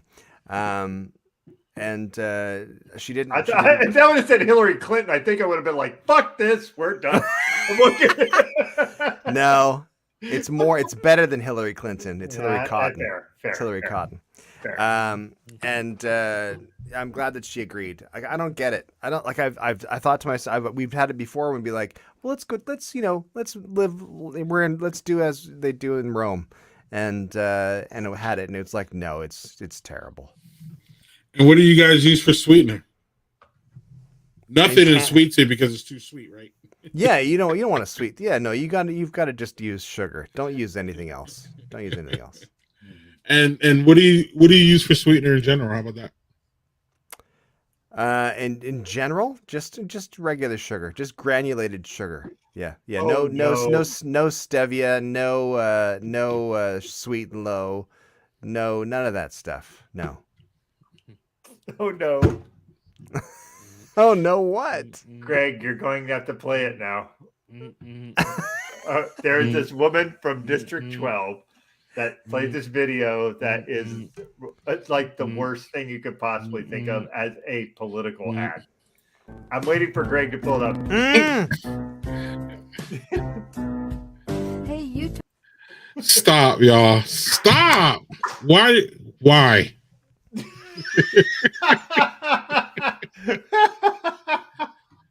The only thing that gets more play than this is just that face. Oh. Hey, Utah District 12, listen up right here. There's a new name on the ballot for the Senate this year. My name is Linda Paulson, Republican and awesome. Love God and family and the Constitution. She's Republican and awesome. I love that. And then did she try to rhyme? Is she rhyming awesome with Constitution? Yes. Nice. Yes. Nice. God and family and the Constitution. I tried to get another conservative to run. Nobody could do it, so I'm getting it done. I'm pro-religious freedom, pro-life, pro-police, the right to bear arms and the right to free speech. I want less government control and regulation, want to stop and expose all political corruption where integrity, morality, accountability. Government programs should lead to self-sufficiency. Stop it. It's so good. It's so good. She lost. Yeah, she lost by a lot. Well, then she should be happy. She wanted less government. Oh, wait. All right. We have to do the. No, we don't. You're not going to let me introduce the Taste the Biscuit people, right? No, we don't. The taste. You've heard the Taste the Biscuit people, right?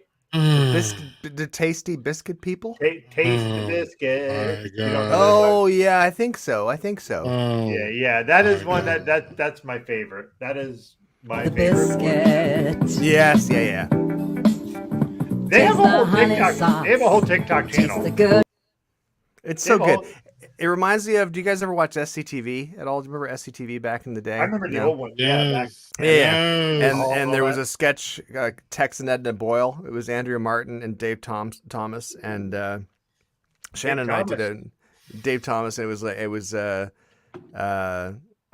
Casey jumped in. That's Casey. Look at that. It's all happening. And there was the one sketch was like, come on down to Tex and Edna Boyle's Organ Emporium. Every organ gets a free budgie. Every organ gets a free budgie. And then they documented their time of like smuggling budgies across the border because it's illegal to smuggle budgies across the border. It's so good.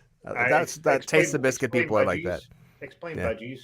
Budgegreers. These are like small, tiny pocket-sized cockatiels. If you're looking for a cockatiel you want to take out on the town and you don't want to spend a lot of real estate on it, then you want a budgie that you can stick in your pocket. Oh my God, that's Brittlestar, we have to confirm or deny that you party with the Honey Biscuit people. I can't. I'm not allowed to say. You signed just over this side is a box of biscuits that was given to me by the Taste of Biscuit people. And then you put honey sauce on them? There's no need. They're sweet enough, baby. Yeah. All right. So look, Canadian love here. Yeah, he's not able to. His name's not able to display for some reason, but yeah. Casey, we even played your. Were your ears ringing? We even played your. What you're never here to do, Casey. So you need to get your ass back on here so we could do that. Thank you, sir. Where there he is. Canadian Casey. Oh, it's Casey. I know Casey. Casey and I spent some quality time together in Fort Worth, Texas. Wow. Yeah, okay. We did. It was just a romantic weekend, and we don't like to talk about it, but it was actually just about a 2 hours layover.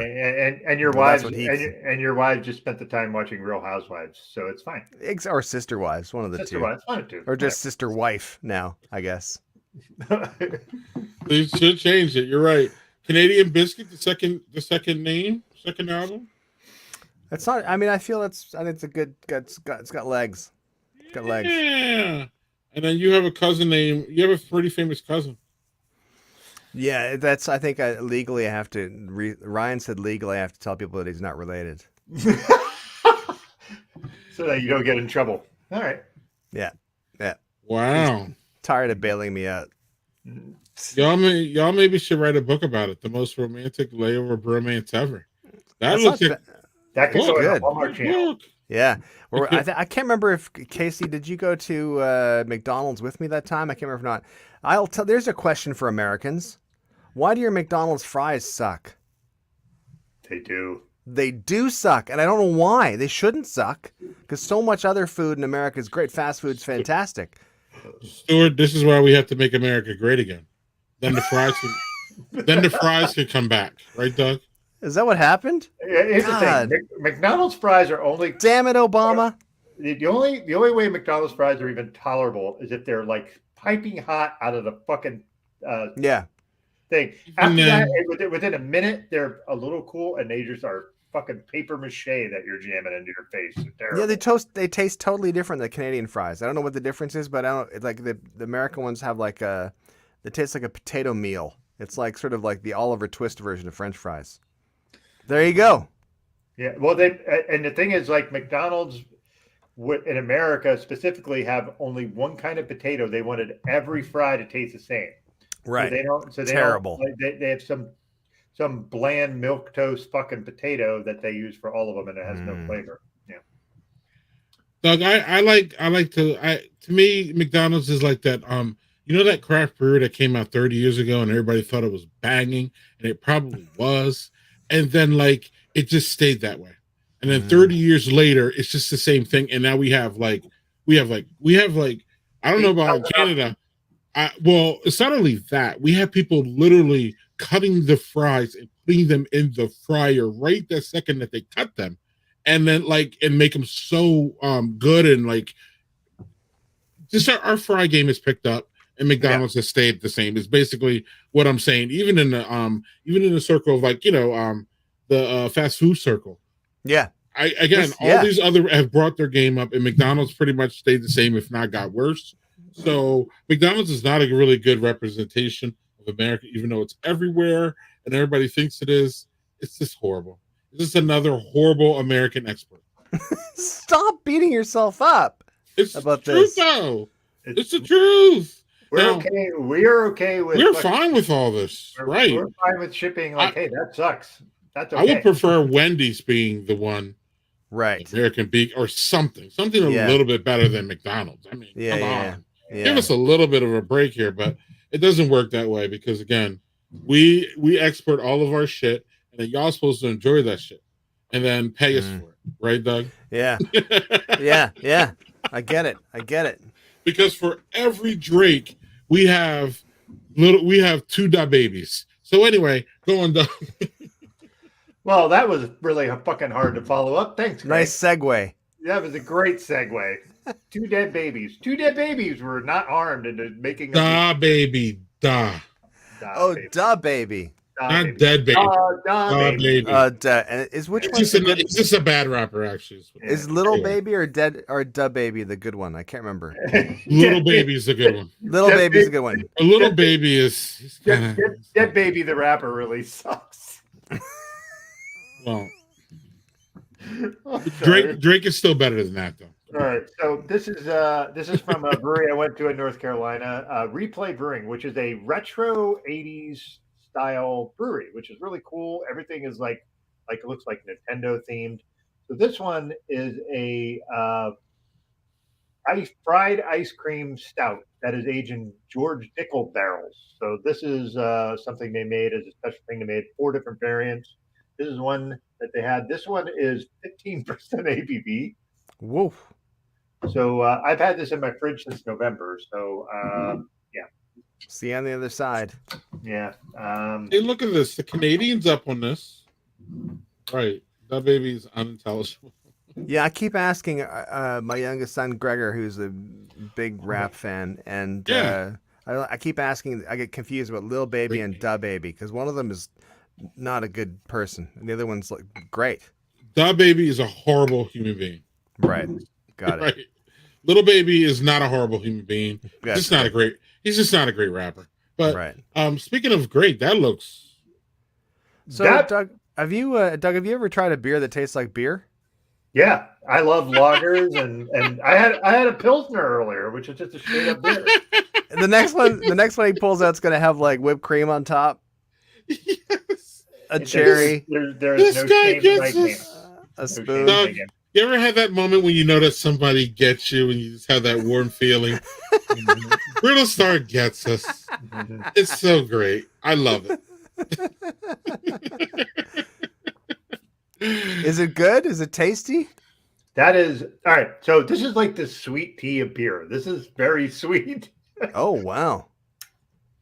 So it's very boozy, but it's almost like a hot chocolate, like a cold, not hot chocolate, but like a cold chocolate drink, but boozy as fuck. So you want to get drunk? Yes. When I poured that's their slogan. You want to get drunk, but you pour it out, yes, and it's like oil pouring out of it. So yeah. Wow. Can you imagine? Look how it coats. Yeah, look how it coats the glass. I was gonna say, look how it close that glass. Yeah. Wait, what were you gonna say, Stuart? I was gonna say, can you imagine his pee later? I'm not having asparagus. It's fine.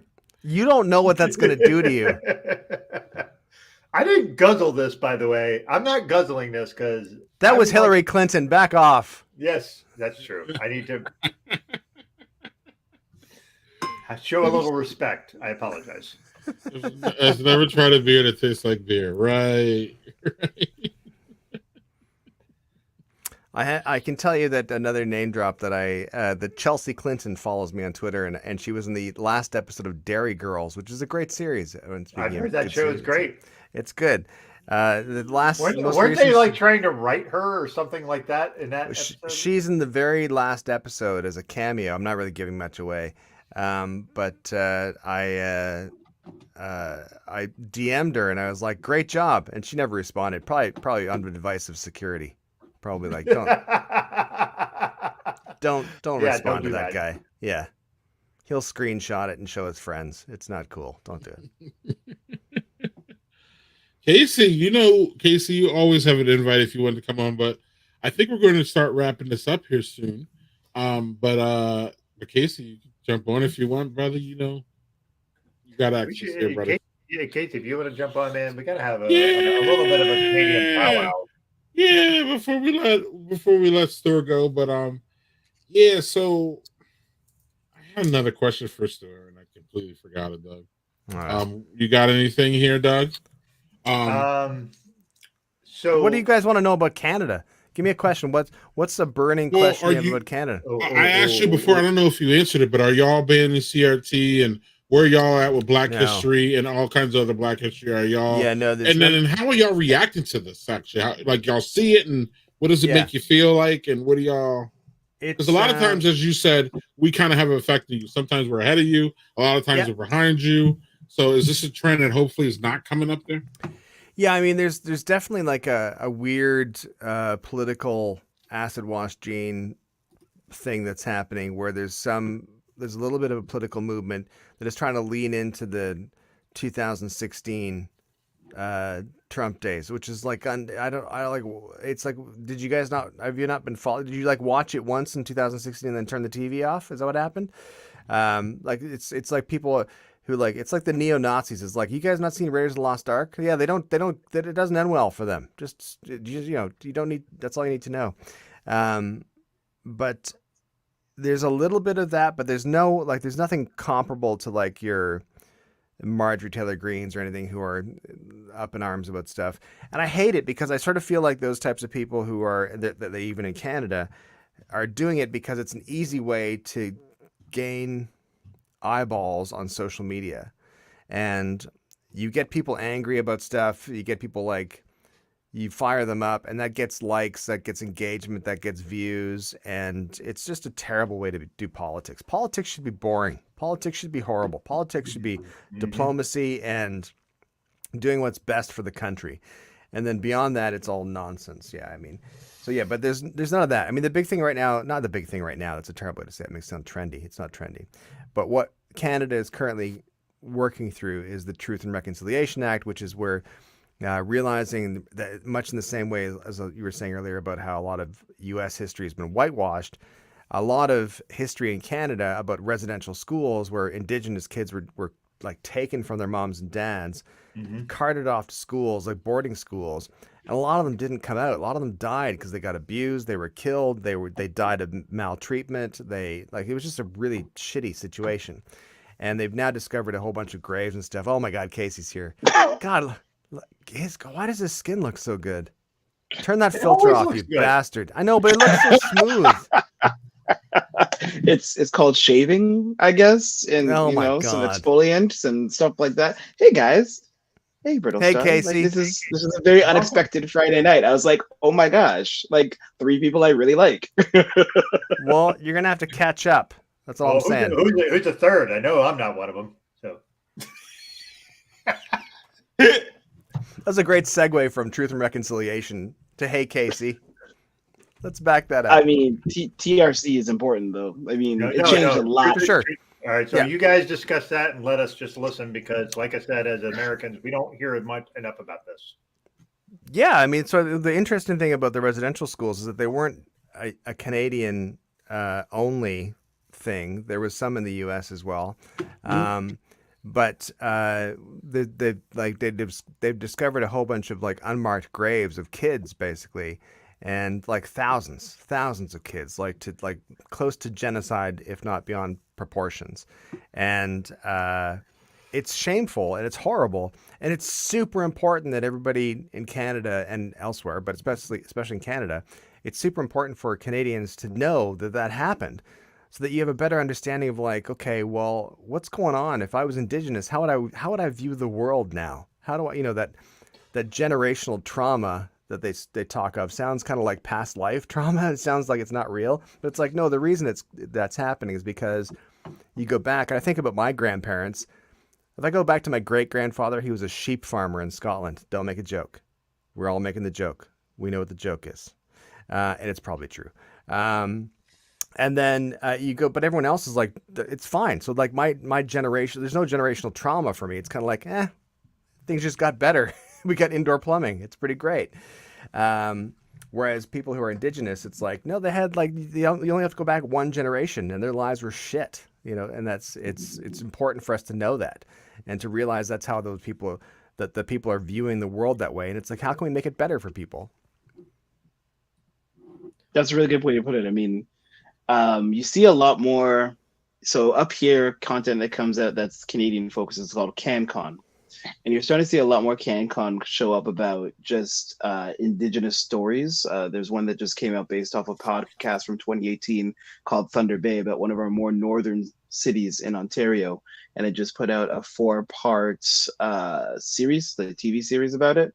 And it's just like the class and societal divide between, the non-Indigenous and Indigenous populations in that city alone are nuts. Like you're talking about whether it's bullying to the point of death. We're talking about like, having people die under mysterious secret circumstances who are like anywhere from 14 to 18 years of age. Like it basically hit an epidemic level of hatred towards the Indigenous population. And I think we try, at a let's say national level, for a long time, we tried to ignore that there's a problem. And now we're getting better about at least recognizing that there's an issue. We still have a long way to go before I feel like we understand the full impact and magnitude of how all these, like you're saying, the entire history of just how much has been done and what it's done to impact everyone. Like there's just so much we need to fully appreciate. And I think one of the quotes I heard from this recent miniseries is that for a lot of us in Canada, it's news, like all this stuff is really recent, but they're always rumors until they're confirmed. So like in Indigenous circles, they've been things they've been hearing about for centuries. And for us, we're like, oh, we just suddenly found out like, the 120-year history of residential schools and all the things that came from that is super recent to us. But for them, it was like a subculture or woven into culture as an ongoing narrative that, that people just didn't really talk about outside of Indigenous circles. So we're doing a lot of catching up. For sure. Agreed. And like growing up in school, like we didn't learn anything about residential schools at all in Canada. No. And it's disgraceful. Like, and whereas as opposed to like my kids are a little older now, they're in their early 20s, but they're very aware of it. And I know the kids that are younger than that now are starting to get more aware of it. And it's like, yeah, it's a good thing to learn. Why wouldn't you learn it? Yeah, definitely.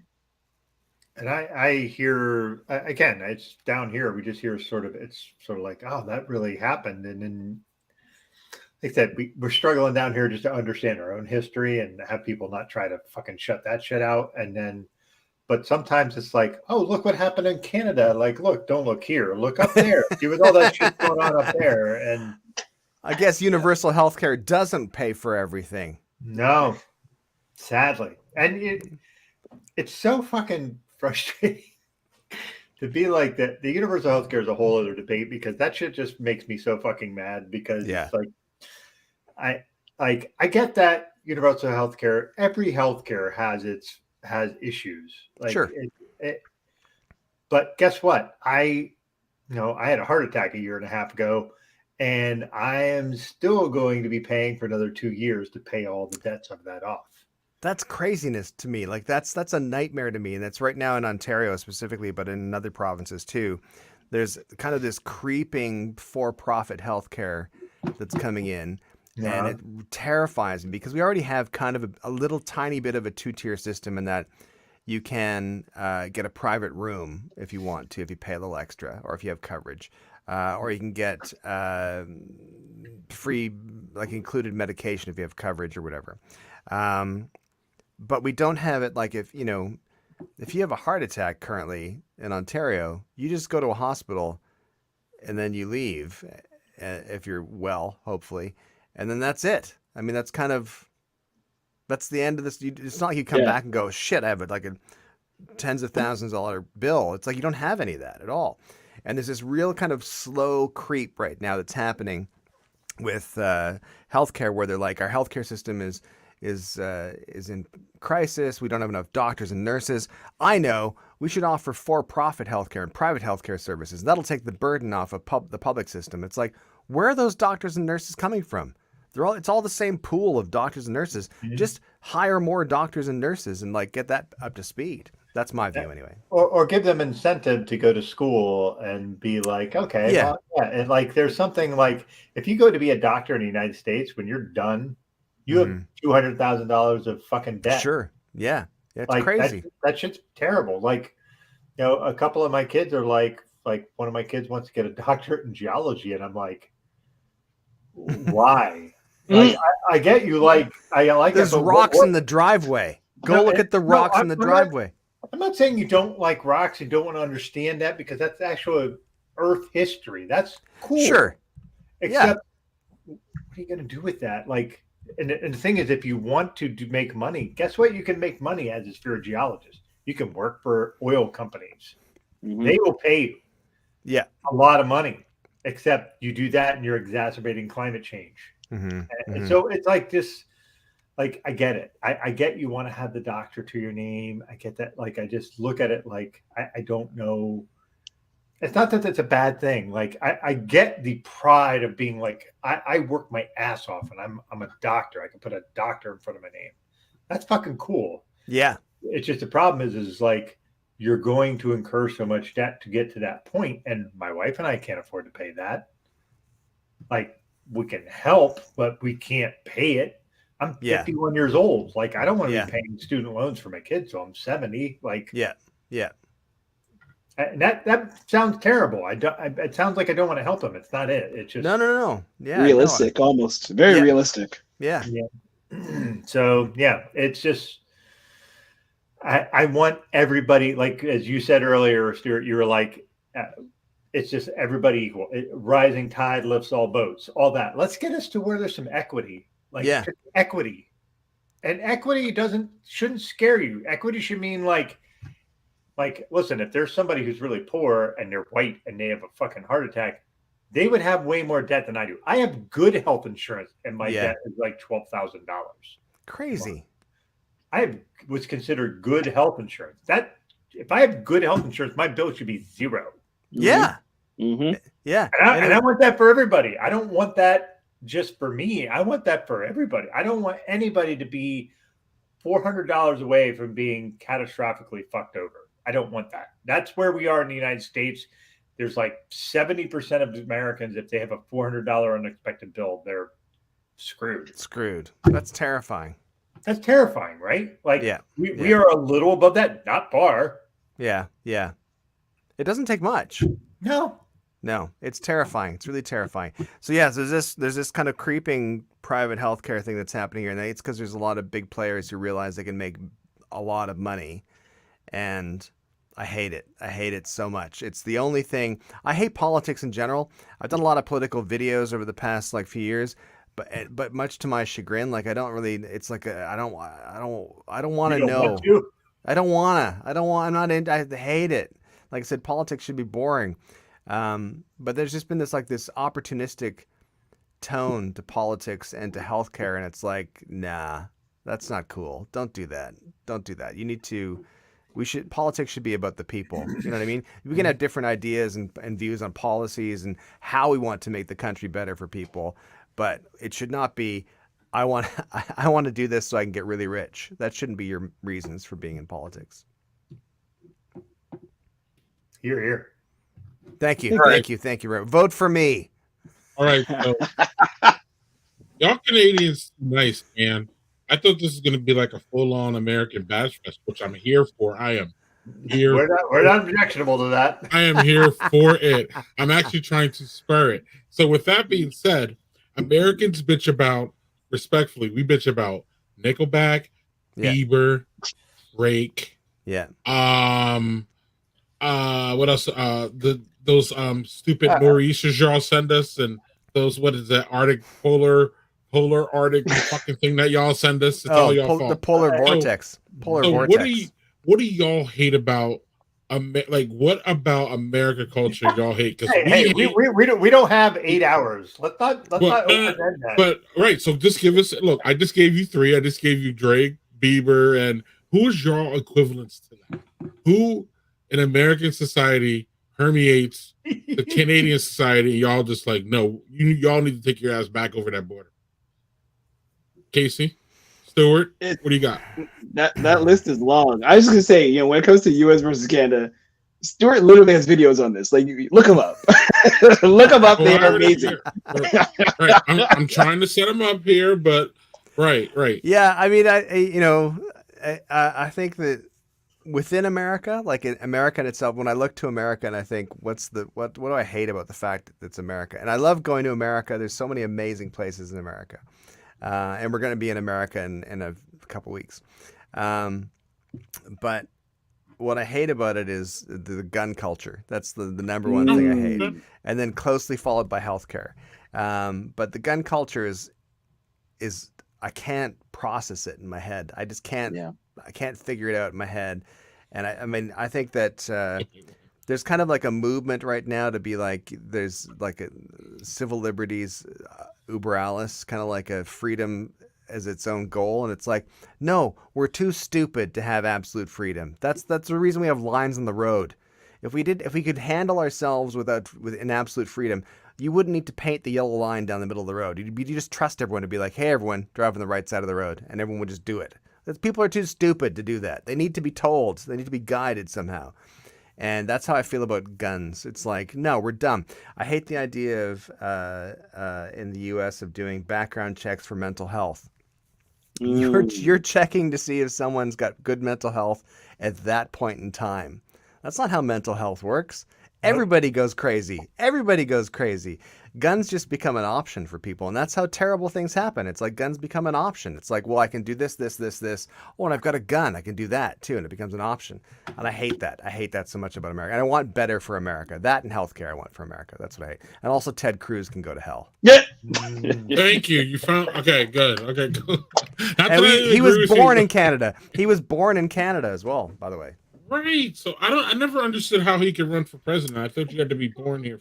No, you don't. Your parents just have to be American. It doesn't matter where you're born, apparently. Apparently, as long as your parents are American, you can run for president. So I feel like there's an entire birth reclaim that needs to happen there. Exactly. On the gun culture piece, though, I remember one time I was in Cincinnati and I went to some bookstore and they had a carousel at the cashier of bedazzled mace canisters, basically as like fashion accessories. And I was like mace is illegal up here. We cannot get mace in Canada. Like, I don't think we probably need it as often, but it's just like the fact that it was like bedazzled in like pink rhinestones or like teal or match it with your evening dress. I was like, this is a lot right now. I could not, like, when Stuart says you couldn't process it, that was my moment where I was like, we are not the same. So Stuart, though, the question was, do you feel it's permeating y'all's society or culture? So tell me, how do you feel that our gun culture is affecting y'all? Absolutely, it is. I think there's an attempt by the federal government currently to ban all assault weapons, assault rifles, and it's because of semantics and because of some technicalities. There's some hunting rifles that have been kind of brought into that scope that maybe shouldn't be brought into that scope. And I get that and I understand that. That's totally fine. But there's also politicians here who are like, they're like pro AR-15. And it's like, there's like this terrible, absolutely terrible, and like it's stomach churning to me, logoed sweatshirt and sweaters of the half of the maple leaf from the Canadian flag, and the other half is an AK-47. And it's like, go to hell, get out of here, man. Why would you want that? So there's definitely a little bit of that where there's a group of politicians looking at the U.S. specifically in the past 7 years and saying, "Oh, that worked." But like again, like acid wash jeans, it's like they didn't watch it till the end. They weren't like, "Oh, we look like shit in these jeans." It's like Right. they haven't like they looked at it, those are new and cool. Everyone loves them, and Right. they haven't followed it through, but they will. They'll figure it out.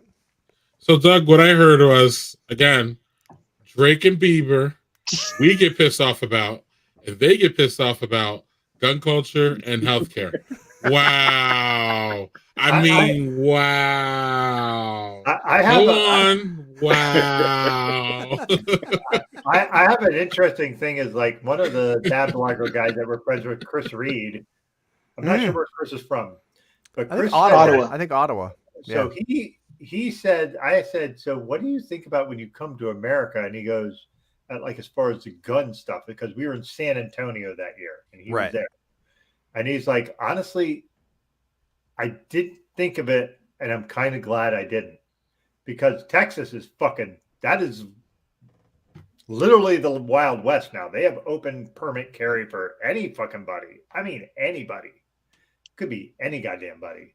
Yeah. And the idea that you're walking around a state where somebody would just be like, yeah, I'm pissed off and something's bothering me, I'm going to shoot people. That can happen any fucking time.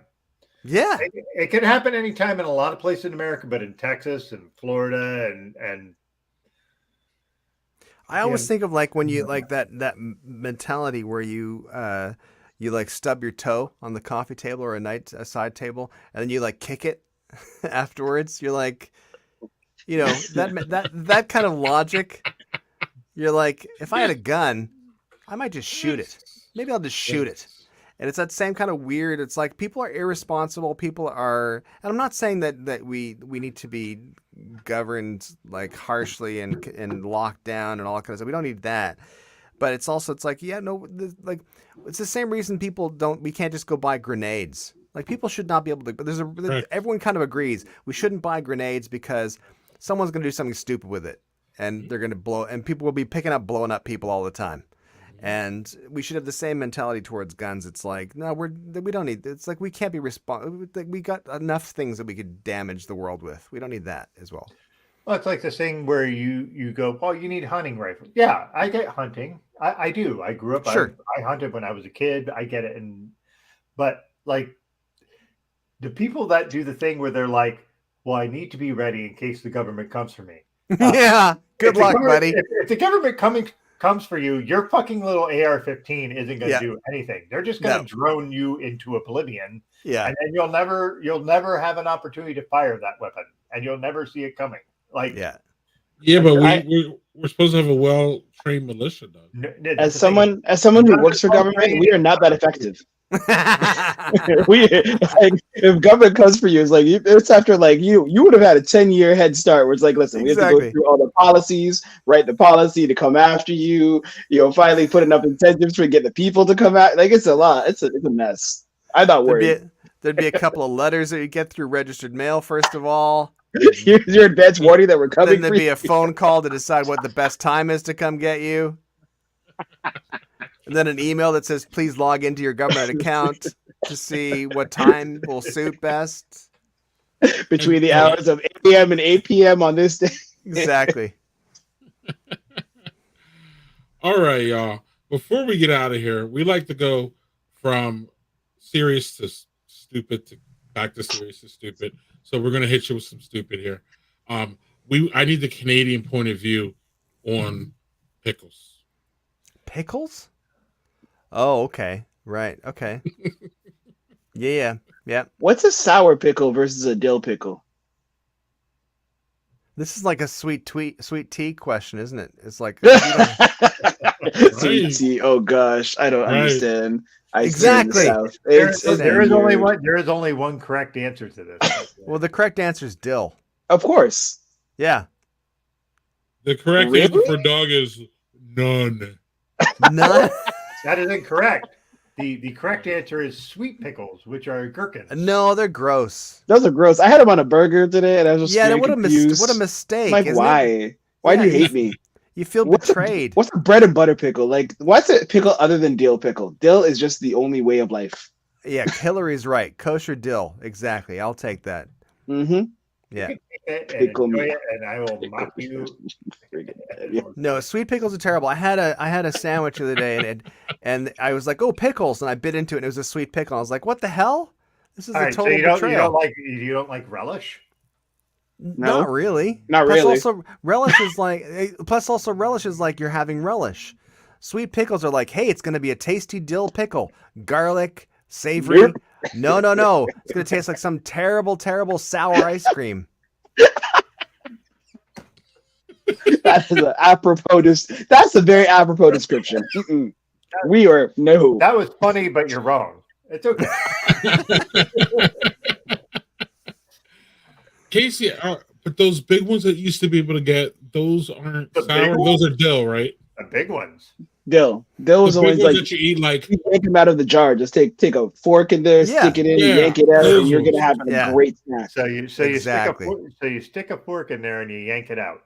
Good to know. Yeah. Yeah. Whereas right now Zach is typing furiously. It's like, ah, shit. Did someone made that joke yet? Ah, damn it. I think Zach's power's out again because he hasn't been commenting.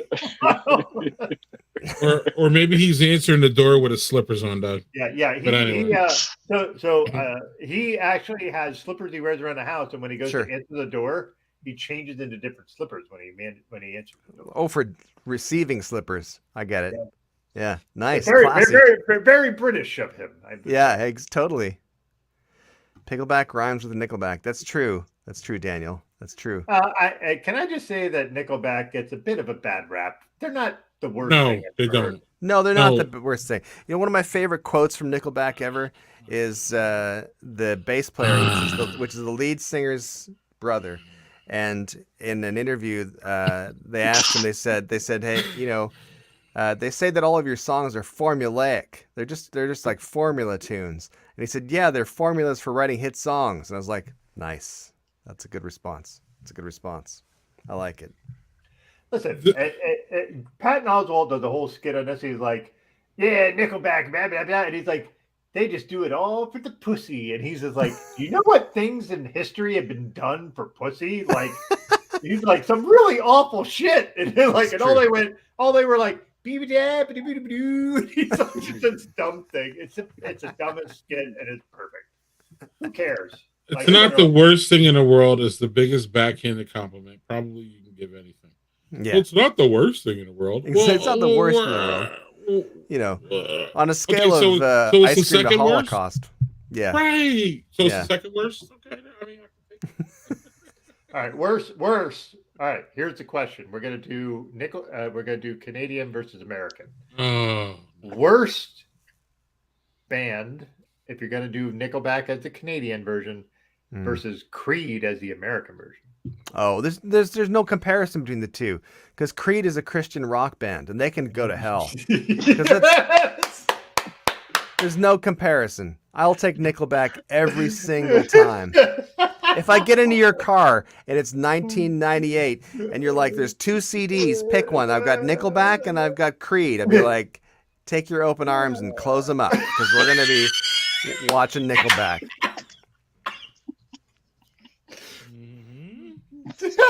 all right, Doug. So we lost that one.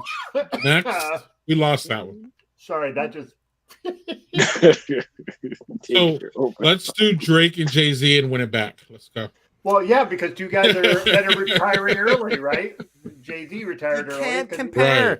You can't Yeah. compare Drake and Jay-Z at all. I mean, Jay-Z, if I was like, who's the most impact? I'd say Jay-Z for sure. But Drake's it's not the same thing. It's not the same thing. Well, some people call Drake a rapper, and I refuse to do that. But that's why I did that But if I would compare Drake to someone who's equivalent to him here, he probably win. I don't know who's equivalent to Drake down here, Doug. Yeah, I'm going through my list of rappers, and I'm just like, the closest I could kind of think of is J. Cole. Apparently, yeah. Little Baby. Apparently, Little Baby. It's not Lil Baby stuff. No. Right. Drake Doug, goes Little Baby away. Doug, you are Right. so white. It makes me Yeah, sick. I am. And then we would lose the Bieber thing. I'm telling you, I'm not a Bieber fan, but dude's pretty prolific. Yeah. Again, say what you like about him. He's actually grown up. He's no longer a in my opinion, it doesn't come off as a brat anymore. Yeah. So that's really helpful, actually, a spoiled brat. And he's not really a spoiled brat because it came from nothing. So like that whole spoiled brat thing for him, that era. I mean, we all kind of went through it. We didn't have cameras on in our faces and in our lives like he did when he was younger. So we were all spoiled brats back at that time. So wait, on this topic though, but I can't hold anybody accountable for that. Is Bieber celebrated out your way there, Stuart? Like, I know he's from those parts, so like, is there a lot that people talk about when it comes to him? Yeah, there's and I'm not lying about this. There's a Bieber exhibit at the Stratford Perth Museum, and prior to the museum exhibit, the Bieber exhibit, the museum would see about 700 visitors a year, including school groups. Wow! And then after the Bieber exhibit, they saw 18,000 people a year. Oh my gosh! From all over the world, like literally all over the world. And it is like Stratford is, when you drive to Stratford, you look at Stratford on a map, like you brought it up, Greg, and it's farmland. It's farmland and a tiny little speck in the middle of farmland. So you've got to intentionally drive to Stratford. And then when you get to Stratford, you have to drive slightly outside of Stratford to get to the museum. And it's a great exhibit. It's got all his Teen Choice Awards. It's got like weird things like his hockey bag and his library card, and it's all that kind of stuff. And like there's videos playing, and there's a huge recreation of where he used to busk and all that kind of stuff.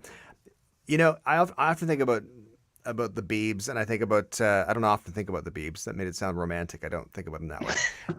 But I often think about Bieber in the sense that, you know, when I was 19 and he was 19, he had like tens of millions of dollars. You wouldn't have seen me for dust in this town. I'd have been like, see you later, losers. I'm out of here. And I would have been dead by 21 probably. But he invested like hundreds of thousands of dollars into the local food bank. He took proceeds from concerts that he would just give entirely to the food bank here that supported him when he was a kid. He's done tremendously good things. And, you know, he's an idiot. Aren't we all at certain times? I will defend him, absolutely defend him. He's crazy talented. And he's done tremendously good things for not just our community, but for a lot of communities. So go Biebs. Go. I'm still angry that agree. There's a walk of fame in our town because there's like lots of actors that have come through here because it's a theater town. And Bieber has one where he used to busk when he was 12. And that kind of, there's like William Shatner and Christopher Plummer and all that kind of stuff. Biebs has one where he used to busk outside the theater. And I'm a little jealous about that. I don't have one yet. You'll get one. Well, keep hanging out with Ryan Reynolds. Keep hanging out with your buddy. I think I was telling you this. Like, my mother-in-law will play your videos to me, and she's like, "Here's another hilarious one." It's like, I know this dude. Like, you don't even play my videos to me. Like, what's going on here? You're related to me. All right. I have a Canadian question. Where's the Glass Tiger Museum? Wow. Here's get ready for this connection. I wrote a song with Glass Tiger. Way! I did. With Alan Frew and Sam Reed. Yep. They should have one in Newmarket. That's where they're from, Newmarket, Ontario. They should have one. I agree. Don't forget me when I'm gone, baby. Don't forget me when I'm gone. Now y'all gonna get now we're gonna get copyrighted. I come on the first time in ages, and this is what happens, Greg. See? That's right. Music follows me. It's bad. I'm sorry. Somebody told me that y'all Canadians would take over America at some point. So it's manifest destiny in reverse. Yeah, it's going to be one of those non-hostile takeovers, Casey. It has to be with the size of our military compared to yours. So Canada will come on and take over and go, sorry. And then we'll trade you a whole state for fresh water. Like, we'll give you fresh water if you give it that whole state right there. Right. That's the only way it's going to work. Dude, as climate change comes along, that might be an exchange we're willing to make. Also, y'all don't understand how pissed off we get when y'all beat us in hockey and anything. Like, we get like emotionally pissed off. We get really, really bad pissed off. We are not good losers, as y'all have already probably found out.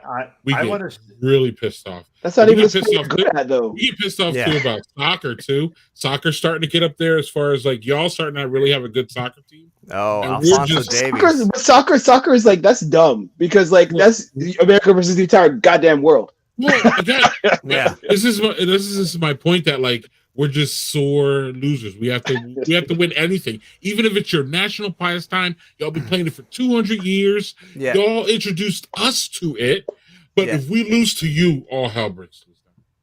Also, I would like to say that the Canadian national team for basketball coming up is going to be fucking stacked. Oh yeah, that's good.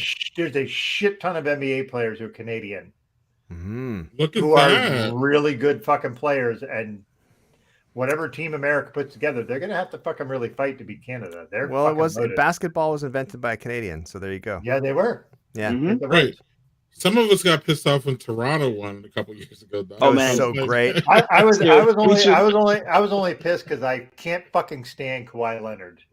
We should introduce them to Heritage Minutes so they understand how we know about so much Canadian history. Exactly. It's so good.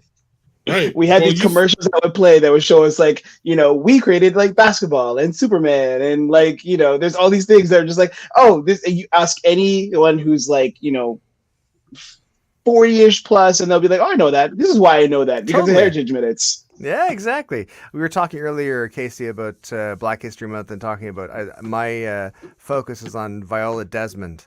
And I watched the Heritage Minute on her. I was like, oh, they must have one on her. And I looked it up, and they do. It's so good. I love those so much. They're amazing. Yeah. Oh, Canada. I love this place. I know. Same. Casey, we go around denying half of our history literally down here. So, of course, we're not going to know anything about Canada. We don't even acknowledge the shit that Black Americans have done, or even Asian Americans have done. We don't even acknowledge that shit. So of course we're not going to acknowledge any of y'all shit. Fuck off. Come on now, like what do you? Seriously, come on, like let's just be serious. I'm comfortable with that. As a Canadian, I'm comfortable. I like being able to operate under the radar. I like being unassuming. That's the sweet spot for me. It's good. So under the radar. Doug has a question, but before that, I have to remind y'all that y'all America's hat, just so you know. I think we got rid of that one a while ago, but yes, you can bring it up as much as you want.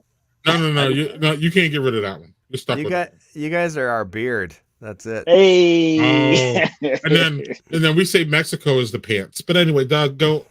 All right, so I have two questions. One from our friend Hillary, who asked, "What's the deal with bagged milk?"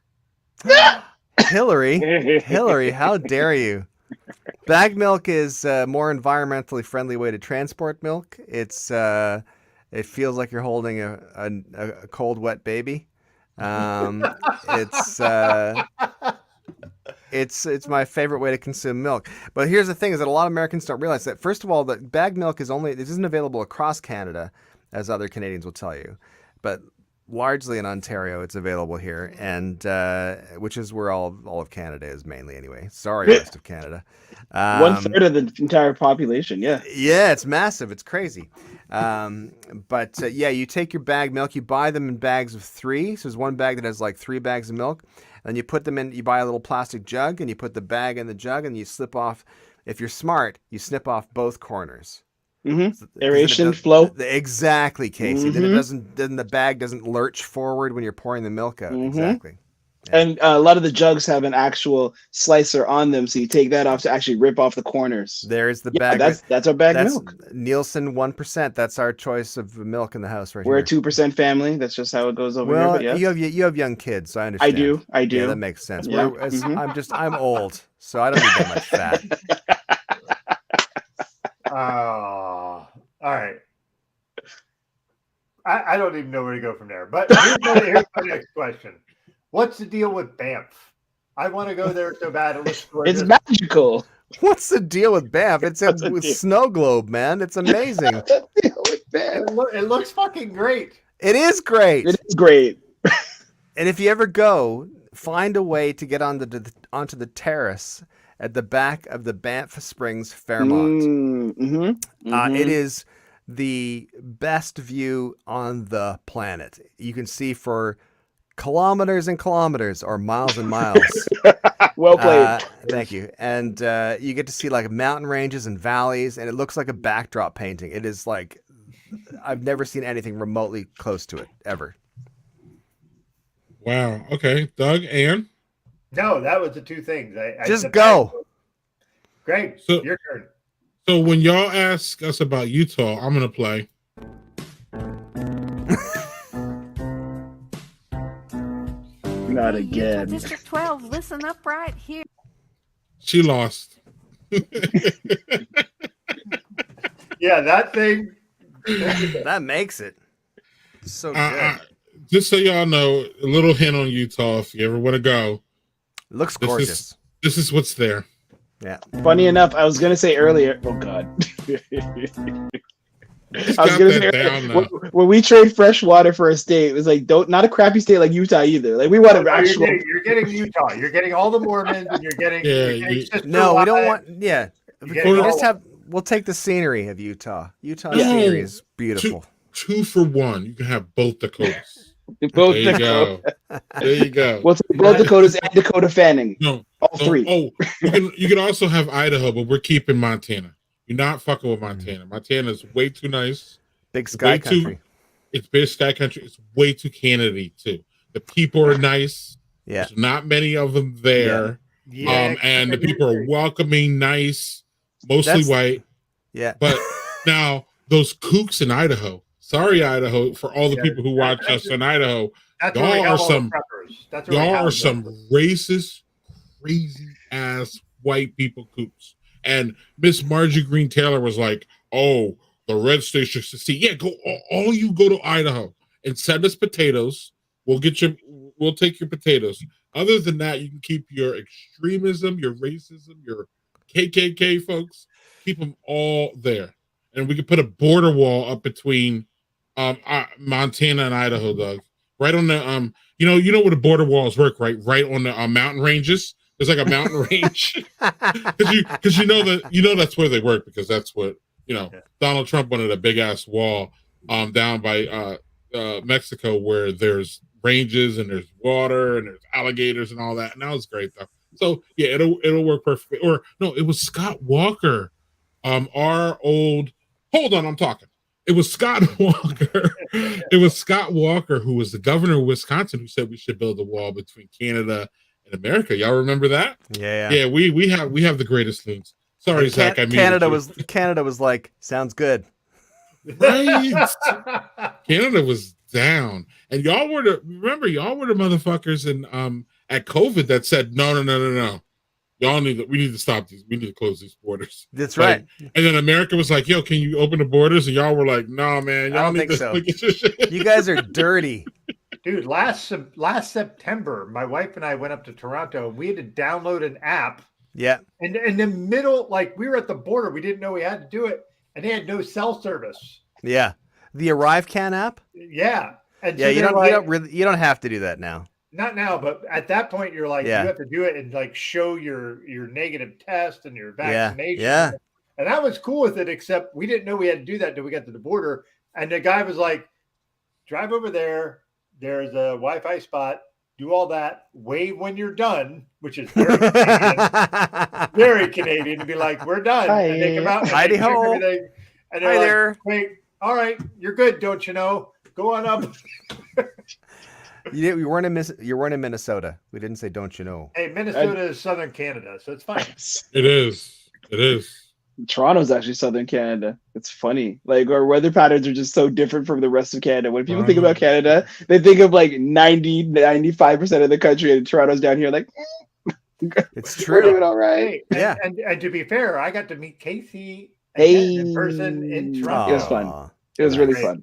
It was great. We went to a vegan restaurant, which was We delicious. did. Mm-hmm. All right. So, how do I do this tofu shit? Don't. Here's how you do tofu. I'll tell you how to do it, okay? You have to, first of all, just give in to the fact that it's essentially just, if you think of it more as a cheese than anything else, it's way easier to eat, first of all. That's so true. But then here's the secret. If you grate it and then fry it up with some seasoning, beautiful. That makes a lot of sense. Yeah, like a cheese grater. And then you We'll fry it try up. that. It doesn't melt or anything like that. It stays in its shape, but you have to season it in the frying pan. And then you can put it in like tacos. You can put it in burritos. You can make a bolognese out of it. It's good. It's good. That's Can you make it? that's Can a you make it really into good a suggestion. poutine? Thank you, thank you, thank you. We 'Cause could do I a don't. poutine. Tofu poutine. You could, but it doesn't melt though. I mean, the cheese curds don't really melt either, but still. Yeah, they don't. Yeah. Greg's a cheese curd guy. He's in Wisconsin. They get cheese curds all the time there. One thing we see down here is tofu scrambles, like with eggs and Yeah. stuff. Yeah. So then yeah. that would fit into what Brittlestar Yeah. is saying there. It's very much like we were in Scotland 2 weeks ago and had an amazing meal at this Indian place, and I had paneer for the first time. And Wait, paneer- whoa! For the first time. Yeah, I'd never had paneer before ever in my life. Like I've also never ever to this day had halloumi either. I've never had halloumi, but all essentially the same family, right? And Casey's like, what? I know. I am so confused right now. Yeah, so I'd never had paneer. Casey's in Toronto where there's like 8,000 restaurants. Like literally, It's you the can most- walk out your door and just walk across the street. There's 5 restaurants. in Yeah, front of it. it's the most diverse city in the world, according to the United Yep. Nations. Yeah. Yes. Yeah. Mhm. Look at that. We can learn Stratford, not so much. If you like white food, Yeah. there's a lot of restaurants here. Sounding- We have lots of good food. This is where y'all sound very America. Is big cities are diverse and out like 2 seconds outside those big cities. A little less It gets diverse. sketched. Yeah. real- Yeah. You should. I will share my map with you guys sometime of like the diversity or the how distribution of Black people across Canada. There's like basically like 5 little dots on the map, and the rest of it's like no. We don't do that. Or, So, like- or even better, Casey, nope. So growing up here in town, small town, and my best friend is Hainsley. His family are Jamaican. They are people of color, and it used to drive him insane because we'd be around town. And I'd be like, we'd see somebody else who was Black, and I'd be like, "Do you know them?" And he'd be like, "Fuck yes, I do." Of course I do. It's a small town. It's like, yeah, of course he does. Met him on day 1. It doesn't apply anymore. It only worked in the 70s. That was it. So this is my last question, and I think Doug already has his last one. Where did the name Brittlestar come from? For those who don't know. So the name Brittlestar was it started off this album that I was showing you earlier that I made, and it started because when I was doing that album, I was like, no one's gonna buy a T-shirt or an album with Stuart Reynolds on it. It's not really a sexy name. It's not really cool. Cool, Stuart Reynolds. Hey, if you're British, that would work really well, I think. Even if you're British, the name Stuart doesn't work. It sounds a little foppish, and which is fine on its own, but not as a band name or on a T-shirt. Hey, fucking Cliff Richards was a fucking. His name's Cliff. There's the most dangerous rock formation in the world.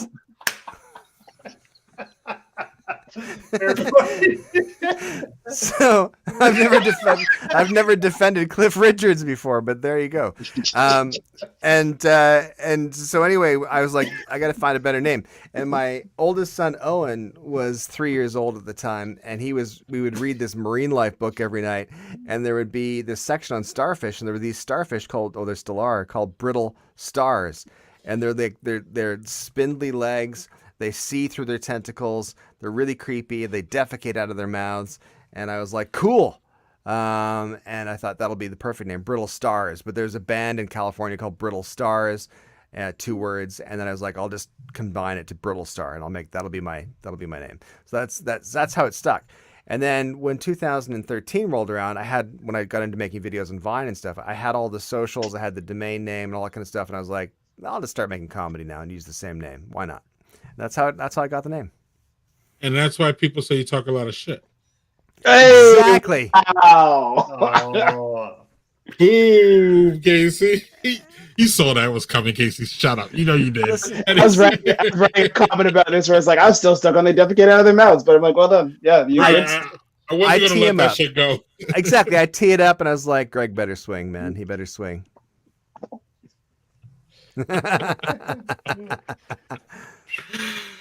Casey, we're going to wrap up here, and maybe we'll have a interesting post-production show.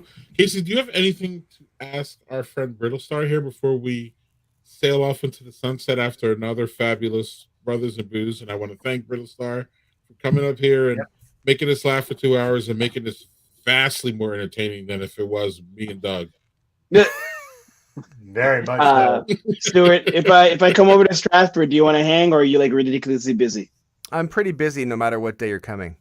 Okay. No, of course we can hang. I've invited you down. How old are your boys? How old are your boys now? 9 and 7.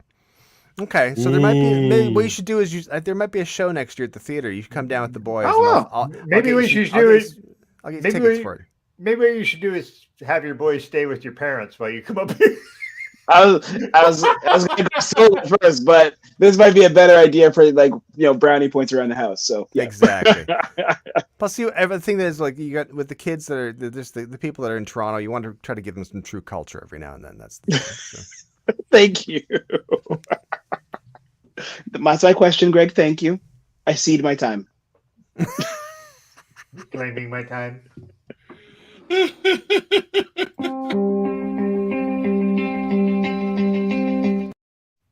This is where we review our beers and what we were drinking. Brittlestar, you first. So I was drinking the S&G, which is a butter tart flavored vodka. It's not sweet. It's what is it? It's 40% alcohol, and drinks like a bourbon. I had it with some delicious Canada Dry. Soda. I love it. Wait, isn't that your vodka, Brittlestar? That is my vodka, exactly. Mm-hmm. Yes. Let's see it again. Let's see it again. So it looks like this. That is fucking cool. You can read more about it at sexandgold.ca. Okay. Sex and Gold. Right. At least it's not that dumb Sex and Candy song ripoff. So Marcy's Playground. Oh God, I hated that song. Hanging around. Yeah, that song. Downtown by myself. That song took two of the best things of the human experience and made them sound like the worst things you've ever experienced. Plus, what kind of candy is he eating? Yeah, like that's gross. This tastes like bodily fluids. Must be black licorice. That's the only How thing. dare you? How dare you? I like sex and candy. Yeah. I played that for my kids the other day, and they're like, "What the fuck is this?" And they're rightfully doing that, Greg. Yeah, that's all. Well, I just got their reaction. I couldn't. They actually like Primus, which I was surprised. Primus, but anyway, Primus sucks. Doug. Okay, so let's start with my least favorite, which honestly was this, because this was like a fucking oil can. And it was too goddamn sweet. That's its slogan. No, have a bottle of pause. It's like a fucking oil can. Like I'm gonna tell you, it was just like you. First of all, I poured it out. It was like blah blah blah, and then it poured regular, which regular was like oil. So it was just really sweet, not my jam. This was my sweet baby banana. The artificial banana threw me off.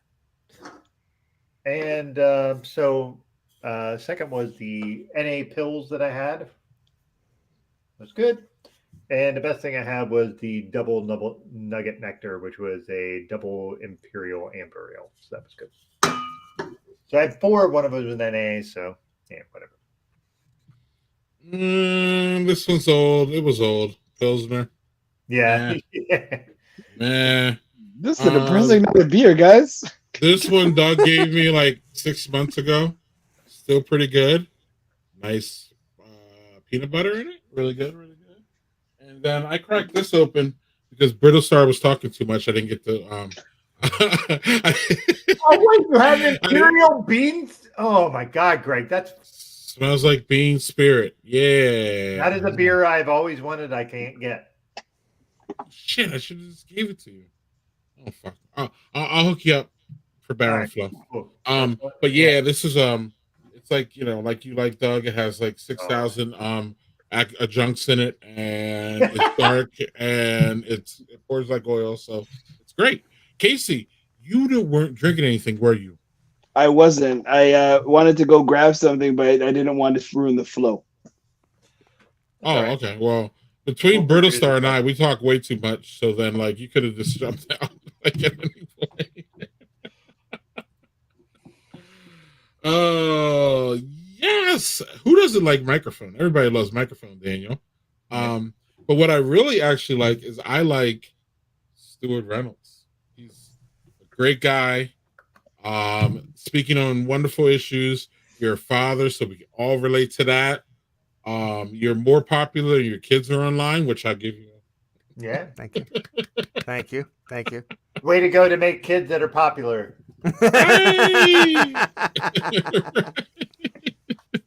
And on that note, I have nothing else to say. Any final parting shots, y'all? Yeah, I'm a professional, Zach. I'm a professional. The transition was, yes. Thank you. No, thanks a lot for being with us, Stuart. And I'd love to have you back sometime because for sure. This was just kind of good just to bullshit and have fun. And the thing is, we have so much serious shit going on. Having a good, just funny conversation, I think, really something we all need a bit. So yeah. Well, I appreciate being asked. It was tons of fun. Chatting was great. It was awesome. And we all need to understand. Chatting was great. Fuck Doug, but yeah, hey, whatever. I had a sense of him when I saw him at Dad 2.0. Yeah. And I just kept on walking. Hey, my fans, right? I haven't cried laughing in a little while. Yeah. And everybody, one last question. I promise this is it, Stuart. So anything and everything Brittlestar I can get from your website, or tell us where your favorite social media to engage with, TikTok, or are you going back to Vine when Elon brings it back, and what's going on? Don't start on Elon. I did open up a can of worms at the end, didn't I? You can find pretty much everything on brittlestar.com. And if you just search any social platform, just look for @Brittlestar. You'll find my beautiful face. Yes. Yes. Yes. Thanks, Zach. Why is Casey laughing at that? Because he agrees. Because Casey agrees, actually. He already knows. I know he's just over there as this fucking smooth skin. Yeah. Fuck you. Yeah. Look at him with the nice smooth. I know. We don't say this openly, but it's basically fuck the white guy, so it's fine. I mean, that's the new show. What show am I on? Fuck the white guy. All right, y'all. It's Brittlestar with a space. It's don't listen to Zach.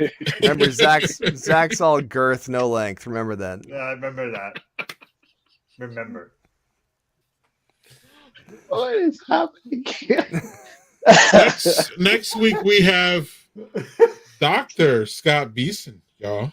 Yeah. So, that will be fun. Doug, I'm going to the Milwaukee Auto Show that day. So you may have to start off the show without me. I may be late. That's all right. I'm letting y'all know now. But I love a good auto show. Let's see. Welcome to Brothers and Booze during Black History Month. If you're pink, it ain't pretty. Anyway, on that note, one last thanks for Brittlestar. Thank you, Stuart. It was great having you. Thanks for having me, guys. It was great. We love to have you. You are more than allowed to make more than an appearance than our damn co-host from Canada does, but we can work on that. Ouch. It's because he's busy moisturizing. Yeah. He can't. Y'all are up there too busy powwowing with Ryan Reynolds and all this shit, and I know, little people like us don't get to meet such big stars ever. So we understand if you don't have time for the little people, Casey. We got it. We're always going to be here when you're done bigging up life and soaking it all on. We will be here just like we are for Brittlestar. When he wants to come back too. So we love y'all Canadians, but on all seriousness, thank you. Thank you, folks. Thanks so much, guys. It was a great time. Yay. Thanks, Stuart. Welcome to the BIB family, Stuart. Now you're part of the family. The only way you leave is death, man. That's how you go out. Wow, that's a pretty aggressive. But that was an aggressive departure. Goodbye. Bye. He fades into this.